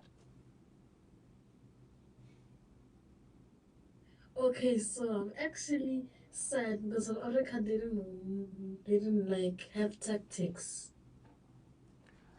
So I think if they had tactics, they would like kind of win. Okay, so you blame the tactics of Hugo Bruce for South Africa's defeat. Yes.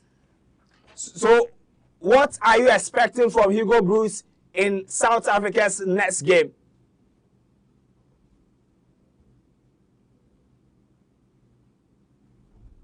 Hello? All right. Okay, so I think maybe they should have added Peterson, or maybe they should have like Apolis before. Are you a Chiefs fan? Yes, I'm a Chiefs fan. Oh, okay. We now understand. We now understand. But thank you very much for giving us our reaction, and we give our best to all our viewers from South Africa. Better luck next time. Maybe your second game might give you the victory you want. So thank you. Bye. Bye. Thank you. All right. Well, the South Africans were calling for Peterson to be in goal. He was the best goalkeeper in the South African League, and Apolis was brilliant in the South African League. And what they say in South Africa is one shot. Whenever Williams is in post, one shot is called to 1 goal. So they don't want to see him in post. But yes, in the game we watch, back home they don't fancy him like we do. Like they think he concedes a lot whenever he's in post for South Africa. All right, let me take you back to Zoom. Hello, your name and where you are calling us from. Are you happy with South Africa's defeat or you are sad? I think let me say thank you guys, and I truly enjoyed your commentary. But there was this last statement, our own, which I think it needs correction. It's not our own. I'm with you. It's not our own. And but so far so good. I think the match is good, but it's just the early set of it.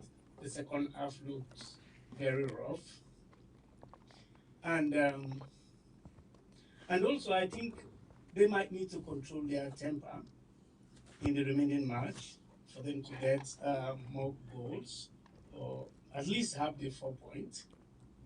If they can control their temper, they can still control themselves because they played well. And for the Mexico team, I think they have the crowd. The crowd is behind them, and it shows that the people love the way they play. And yeah, I'm sure we'll get a very good tournament. Yeah. For the referees, I think giving 3 red cards in this type of atmospheres, with the level of tension this World Cup have, I think they have to control it so that. And the games are getting expensive. So this match are getting expensive, and to avoid riots, so they have to also think of that. Thank you very much. Okay, please, your name, where are you calling us from? I'm calling from Sierra Leone. So all right, much love to the people at Sierra Leone, and you see, I said that our very own South Africa, because we cannot judge an entire country based on the mistake of few idiots. You see. Yes, so I stand to be corrected. They are not few. Okay. To be corrected. Okay. They are not few. Okay. Yeah, but it's like for us, the older Africans who are not the Gen Z, who are not the millennials, that saw, our eyes were open to what the type of segregation they went through, and the efforts our leaders, they staff some of us just to provide resources to them, and we can vividly remember our leadership here. They were like key players putting pressure behind the breaches for their liberations, seeing other Africans being treated like that. Yes. So yeah. I understand you. So for us, So for us, that's the reason why we are saying they are brothers. No matter what, in faith level, they are brothers. Yeah. No matter what's happened, they are brothers, and we love them. But when it comes to this particular side of support, no matter the emotions, when it comes to side to support, we have to support our hearts. Okay. We don't want to force. All right. Okay. Yeah. Yes. So thank you very much for giving us your thoughts. Now let's go on to another caller who has chosen to show us, give us a video. So please, your name, which country are you calling us from, and how did you see the game?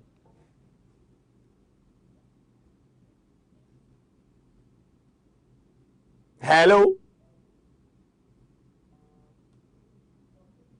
Hello, if you can hear me. If you can hear me, can you unmute and then talk to me?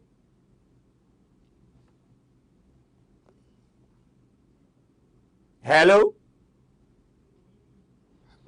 It seems that but it looks like the general consensus is that people are really happy that South Africa have lost, and I think I'll start with you, Benjamin. Obviously, you see, as the caller said, there has been instances.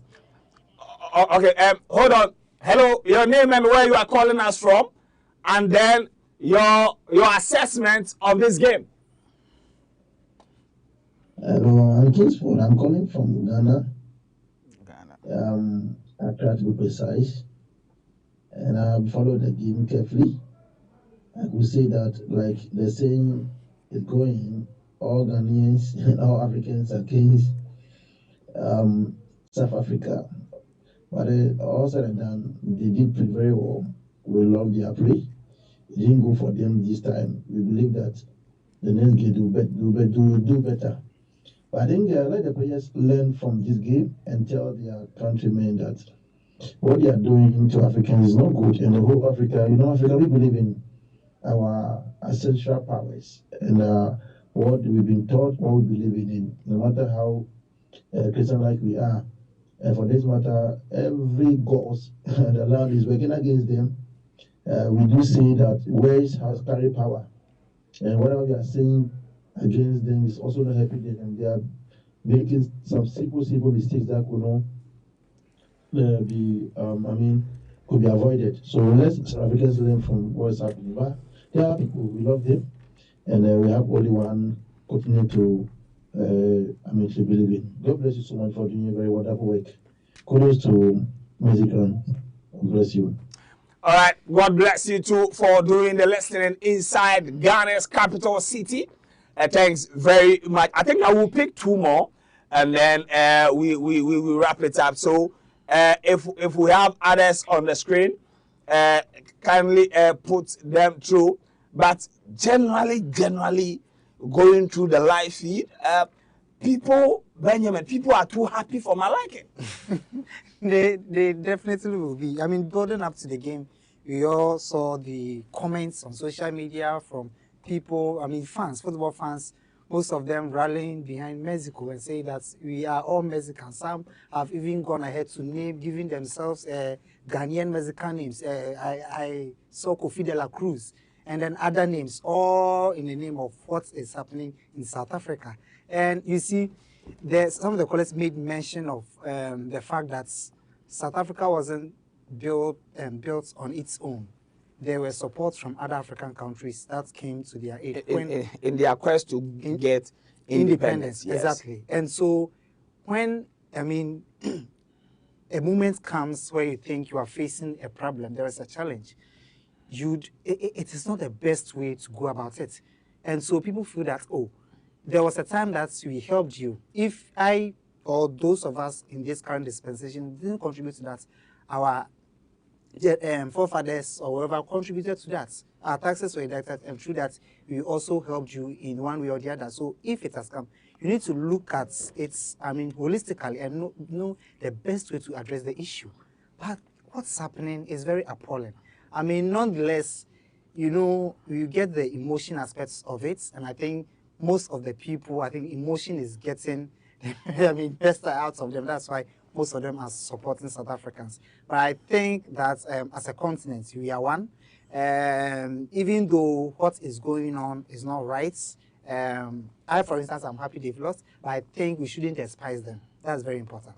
We should not despise them, in as much as we are not happy with what's happening. And I mean, some of those celebrating, you imagine you have the breadwinner of your family living in South Africa working, and he earns something and feeds the family.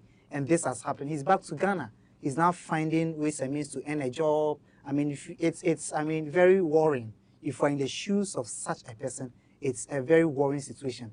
But we are looking at the bigger picture. And the bigger picture is that we are all Africans. We all belong to one continent. I think Ramaphosa is gradually putting measures in place to make sure that I think it's resolved. I hope that the leadership or the government stamps its authority on the ground to make sure that some of these things are, I mean, curtailed as soon as possible. But, you know, I think we should acknowledge the fact that they are Africans, and we shouldn't, I mean, overjoy. Even though I'm happy, I believe that we need to also accept the fact that they are Africans and we need their support. Their football performance today was nothing to write home about. Absolutely nothing. I think if you are coming in, that's all these players, most of these players, they are coming in as first-timers to this, I mean, the biggest tournaments in the world. And then you come, and then, I don't know, I mean, the technical team needs to put with psychologists, psyching the players and everything. All these things fits into preparations when you're coming into such a tournament. And when you're playing the opening game, the curtain raiser, I mean, it comes with a lot of pressure. A lot of pressure. A lot of, I mean, the fans, everything, chanting, the tension and everything. From the onset of the game, you could feel that these players are not, I mean, playing up to, I mean, the level of, I mean, play that you know that they do. The AFCON, they will come at you, they will attack you, creating chances, although Foster was squandering chances here and there. But you could see that Mokoena, Mokani, almost all these players were at the top of their games. And they were, I mean, dominant in games. But today, it seems almost everything is gone. And Hugo Bruce on the touchlines, I didn't see that calm Hugo Bruce. I don't know, but it seems to be a bit calm today. Yes, but in all, I still think they have a chances of qualifying, because South Africa, Czech Republic, it's just like Mexico. I think Mexico, in terms of quality, maybe a bit ahead of these two, so they can still fight in those two games, get a win or a draw in one of them, and then I mean, with the goal deficit, they need to, if they win, they need to score more. They need to score more so that to make up for the deficit that they have. But yeah, I wish them the best in the remaining two games. All right, so let me bring you in. Frank, you were rooting for South Africa to win this game, and for the game to end in this manner, 3 red cards. We didn't really see South Africa creating a lot of, you know, better goal scoring opportunities, despite getting, some balls in the final thirds, that all they needed is that last pass. How do you feel? I feel terrible. You know my affiliation with South Africa. Oh, so, we know. Yeah, yeah, we so, know. We know. Yes. I'm a bit. No, you don't have to go into details. I just said affiliation. Do you know that affiliation? You know that affiliation. Unless he tells me. Affiliation. He's a South African by marriage. Oh. Yes. Oh, yeah, Yes. Don't raise it. Yes. So you see, so if I say he's a South African by marriage, do you understand? Oh, I understand. Okay. Yes. Okay. It's good to be in Ghana. Well, see, I understand the emotions. I said that earlier, but we shouldn't mix politics. Ben was talking about a World Cup being in South Africa, getting thrown to Ghana. It's a fact. No, see, we shouldn't mix politics with football. Yes, the banter is okay. The banter is good. Not everyone would want my team to win. I wouldn't want everyone to support South Africa. It's understandable. But what we saw today, South Africa, they weren't the best on the pitch. But see, players play through the qualifiers and they get the opportunity to play at this stage of the tournament, and then you go and show this kind of play. It was horrible. You've prepared, you've suffered to get to this tournament, and this is where you have to show that you belong. You have to show that I belong on this biggest stage. But what they showed today, it was nothing to write home about. They were poor. There were no transitions, and even though the plan was there to sit back and then play on the counter, even on the counter they lacked ideas. The front two, Foster wasn't able to get like you said, the final pass was. They were all over the place. Mokoena, one of the best midfielders in Africa, on the African continent, he wasn't able to do anything. He was bullied by Lira. By his own, did the yellow card not affect him? You could make a case for the yellow card, but even before the yellow card, South Africa were out of the game. And Mexico, they would be gutted that they couldn't get more goals tonight. Because 2-0 is a very good scoreline, but they were there for the taking. South Africa were there for the taking, and they could have been, even the first half, they could have been 3-0 down before the end of the first half. The Mexicans had a plan. They were quick with the transitions. They were quick with whatever they wanted to do. And I believe that if they play like this in the next group games, that could also sway in the arms of South Africa, because once Mexico beats the other teams, they lose points, and then South Africa can gain an advantage from there. But what we saw today, it was horrible. It wasn't good. And if they want to do something proper, Ekola said they need to calm down. They need to be more disciplined. More disciplined, because it's your first time here, and I said you have worked hard to be on this platform. You want to show the people that I can also do this, and then you are given the chance, and then you go and show this kind of horrible stuff. It wasn't good. It wasn't good. And back home in South Africa, there were calls for additional players, and Hugo Bruce, for some reason, picked just 4 midfielders in the 26-man squad. He picked just 4 midfielders, which is strange. And now that you've lost one midfielder, I don't know how he's going to play in how he's going to attack in the next kind of game against Czech and South Korea. But today it was horrible. The plan was there, but how to go by the plan was what was lacking. The final ball into the attacking third, there was nothing in the attacking third of Mexico. The Mexicans showed the South Africans that we can play, we can possess, and we can create chances. And kudos to Williams. I know back in South Africa, they are calling for him to be dropped back. Today, he was the savior of South Africa. He saved them. Other than that, we wouldn't be seeing the 2-0 score. It could have been 5. It would have been worse. Yeah, it would have been worse. And they should be giving him more praise like we see him here. The fans he get in South Africa is different from the fans he get outside. They criticize him home, while we see that he's extraordinary, but they don't see him as the savior of South Africa. But today, he showed as a captain that he can lead the team. It was unfortunate that his heroics weren't enough to tone down the scoreline. But 2-0 against, I wouldn't say a very good Mexican side. It's a good Mexican side is okay for South Africa. Even though they lost, they will also take the 2-0 down, because you will say they were down by nine men. So they will be okay with going down by 2-0. And I hope they re-strategize and then come back in the next games and see what they can give us again. All right, let me come to you, Andrew. South Africa's performance. Personally, I was not impressed. Especially the final balls. I think that the quality of players on the pitch and the sort of final balls that we're getting from this South African team it was nothing to write home about. And I know that if it was the Black Stars, Ghanaians would be livid. That final pass because even the attack that led to Mexico's red card, all he needed to do was to put the ball through, and his teammates would have gotten a better opportunity face to face with the goalkeeper than deciding to dribble his marker. Yes, I think South Africa, to me, they didn't live to expectations, and they've made the game. Yes, the first game is going to be difficult to come back because 2-man down in the first game. Now you are going to talk to the boys about discipline. You're going to preach discipline to them. Going to the next game, yes, they'll have it at the back of their mind. We shouldn't go in for this tackle. And some of the tackles are tackles that you need to get the ball. So you should go in for that tackle.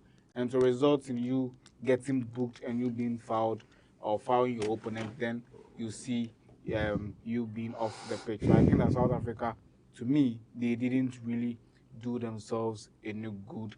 Yes, and I don't think that the xenophobic attack is having a toll on them. Yes, there are people who are rooting for them to fail, but to them as a team, I think that they've gone past that decision or that attack on the team. Yes, might be something that people would want them to pay dearly for what they've done to some countries or people living in their country, but I don't think that it should be something that at this stage of their lives as players, as a coach, it should really bring them down. Yes, Mexico, I didn't see them losing this opener.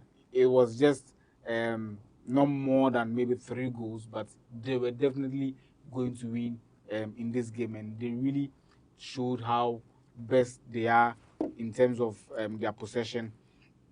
Things like I spoke about in the Copa America. This is not how Mexico used to play. If they had to play Argentina, it would have been a different boxing game altogether. It would have been the man-to-man, that fixing, that serious tackles altogether. So in this game, they were trying to dictate the pace to the South Africans, and the South Africans also accepted how they wanted the game to play. That was how come they were able to go in for some tackles that ended up they getting 2 red cards and Mexico also getting 1 red card. Yes, it has been a good game from the Mexican side. South Africa, they've really, yes, let me say disappointed. They've disappointed me, and they didn't really give us that first opener we are trying to, or we want to see in the World Cup, because it's something that everyone has really talked about this since 2022. People have been fighting. We are going to Mexico, we are going to US, we are going to Canada just to watch the opener. Then this is what we came to watch. I think it's to me, it's done for South Africa. It will be difficult for them to come back looking at their group. Yes. You don't think they can beat South Korea? I don't think so, because looking at how the Mexicans played today, if South Korea is to play their best in Son Heung-min and the other players, but the second game, I think that I think Czech Republic, they based on the qualifiers and even their performance in the Euros, I think that they'll yes, it will boil down to another discipline, because if they look at how you were able to go in for some tackles and being sent off, you have players being sent off, then they will also parade some players that will also get you angry. Then you get some of the players being off the pitch, then will make you not settle. Then your opponents will have the chances to play and also do their antics at you. So I think that South Africa, they shot themselves in the foot going to the next game. They have to come with a different strategy. I think this is a test for Hugo Bruce. He has to really sit down, vary the tactics, the tactics that he's going to use in the other games. Either he has to go 3-back, 4-back, and I don't think that he would go in for a 3-back, because even the 5, there were loopholes that ended up in they conceding 2 goals. So if he's going for a 3, you know that they have to work harder. They have to work harder. And if you watch the game carefully, the flanks, they were not really working so hard. They just opened up themselves for Mexico to be at the empty spaces, and at the end they got punished by the Mexican national team. So I think that yes, we've experienced some good football, but just the red card in one way or the other tried to unsettle the game. But looking at everything that panned out, it was a well-deserved red cards from all teams or from the 2 countries. So I think it's been good so far. All right, so it's been good so far, but this is where we draw the curtains right here on GhanaWeb TV for the opening game of the 2026 FIFA World Cup between South Africa and then the Mexican national team. And let me talk to you about, Melcom. Yes, Melcom, where Ghana shop. So Melcom says I should tell you that every deal is a goal. The kickoff sale, spend 800 Ghana cedis plus and stand a chance to win big every week.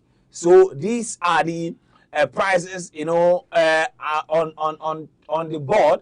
3 cars, 598 television, 4 Samsung Galaxy Fold 7X, 4 Akai SBS fridges, 10 LG sound bars, 40 Ghana cedis, 40,000 Ghana cedis gift vouchers.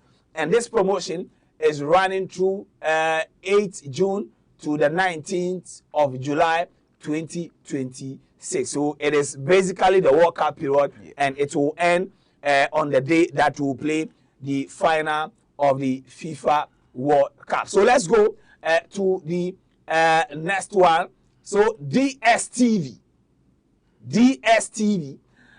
says I should tell you that, look, reconnect from as little as 58 Ghana cedis to watch all the games. The money they take give the girl self, if you how much, just reconnect, and then whilst you watch on TV, then you mute them, then they listen to commentary. Maybe if you are not in town and all that, there is only one place for you to be, and that is DSTV.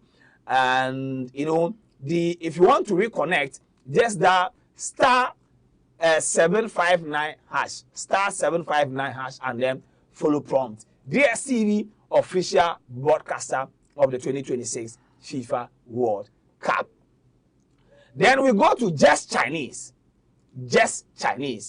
and it is discount 559 Ghana cedis only. So we have starters, we have cups, combination of fried rice, special jollof, special noodle sauces. We have beef sauce, chicken sauce, pork, lamb, soup. There is variety. So when you go to Just Chinese, you eat, you chop the tap, and you and Kasano, you go fill your body. And we are at Airport Residential. You can call us on 0554530242. These are the numbers on your screen. In Osu, Just Chinese, would they represent life and colored. And also in East Legon, yes. East Legon branch. So we have these 3 venues: Airport Residential, East Legon, and then Osu. These are the numbers on your screen. Simply delicious Chinese food. Now let me talk to you about Ulas Enterprise. If you want a generator set, water pump, drilling machine, compactors, and wheelbarrows, there is only one place for you, and that is Ulas Enterprise. Contact Ulas Enterprise on 020-300-5498, 0248-169258. ulasent1979@gmail.com. Adjringano and Porsche Hotel, Bridge near 69, American House, Medina Taxi Rank. That is Ulas Enterprise.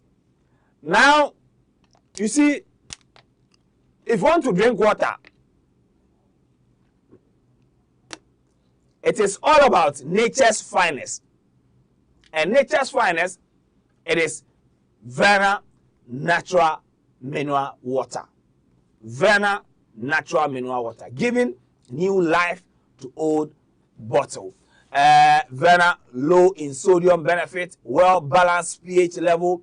Bottle is less harmful to our environment. This advert has been approved, and so when you go everywhere they sell water, in the traffic, supermarket, bars, restaurants, just go to Verna Natural Mineral Water. So thanks to our sponsors who help to make this broadcast a reality. We'll be giving you, watch along like this, and tomorrow at 1 a.m. We will give you the game between the US and then Paraguay. So you should also make time to be with us. Thank you very much to Andrews Edunkwa. Thanks to Benjamin Saki, Frank Echampon, and Portia Heller. Saturday 1 a.m. We'll be streaming live. So we'll start at 12, which is Friday 12. Yeah, so don't forget that you make time with us. So to the production crew, Augustine, Tony, Kelvin Ajiman, Richard Vanderpoy, Kwame Tablet, Francis AC, Alexis. Yes, he's the one making sure that the internet and all that. And then Alex, to Alex, making sure that the graphics and everything will also fall in place very, very well. My name is Joel Eshen, and it has been an exciting time right here with the entire crew for the opening game of the 2026 FIFA World Cup. At the end of 90 minutes plus 7 additional time, South Africa lost by 2-0. Ladies and gentlemen, let us, take it cool with South Africa. Yes, let us tone down on the trolling. Well, until we meet again, we out.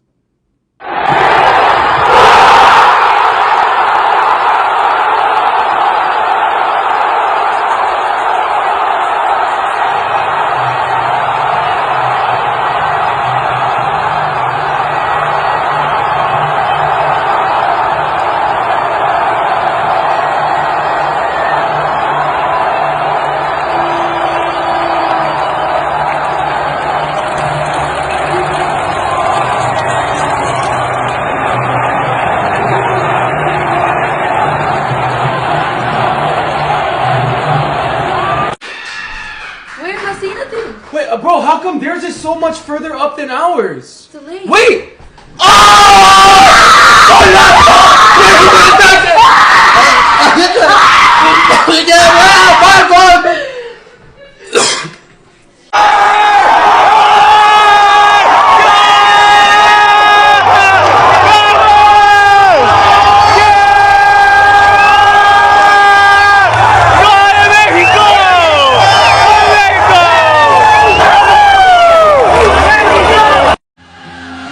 Oh my god!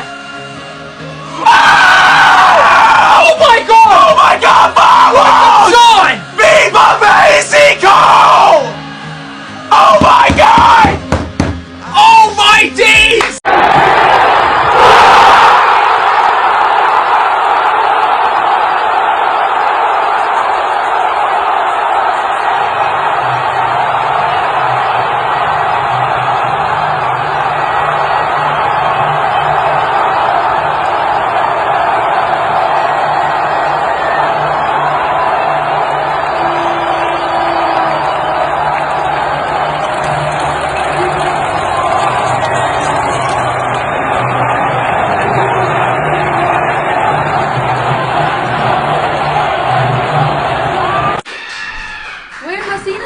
Wait, bro, how come theirs is so much further up than ours? Delayed. Wait!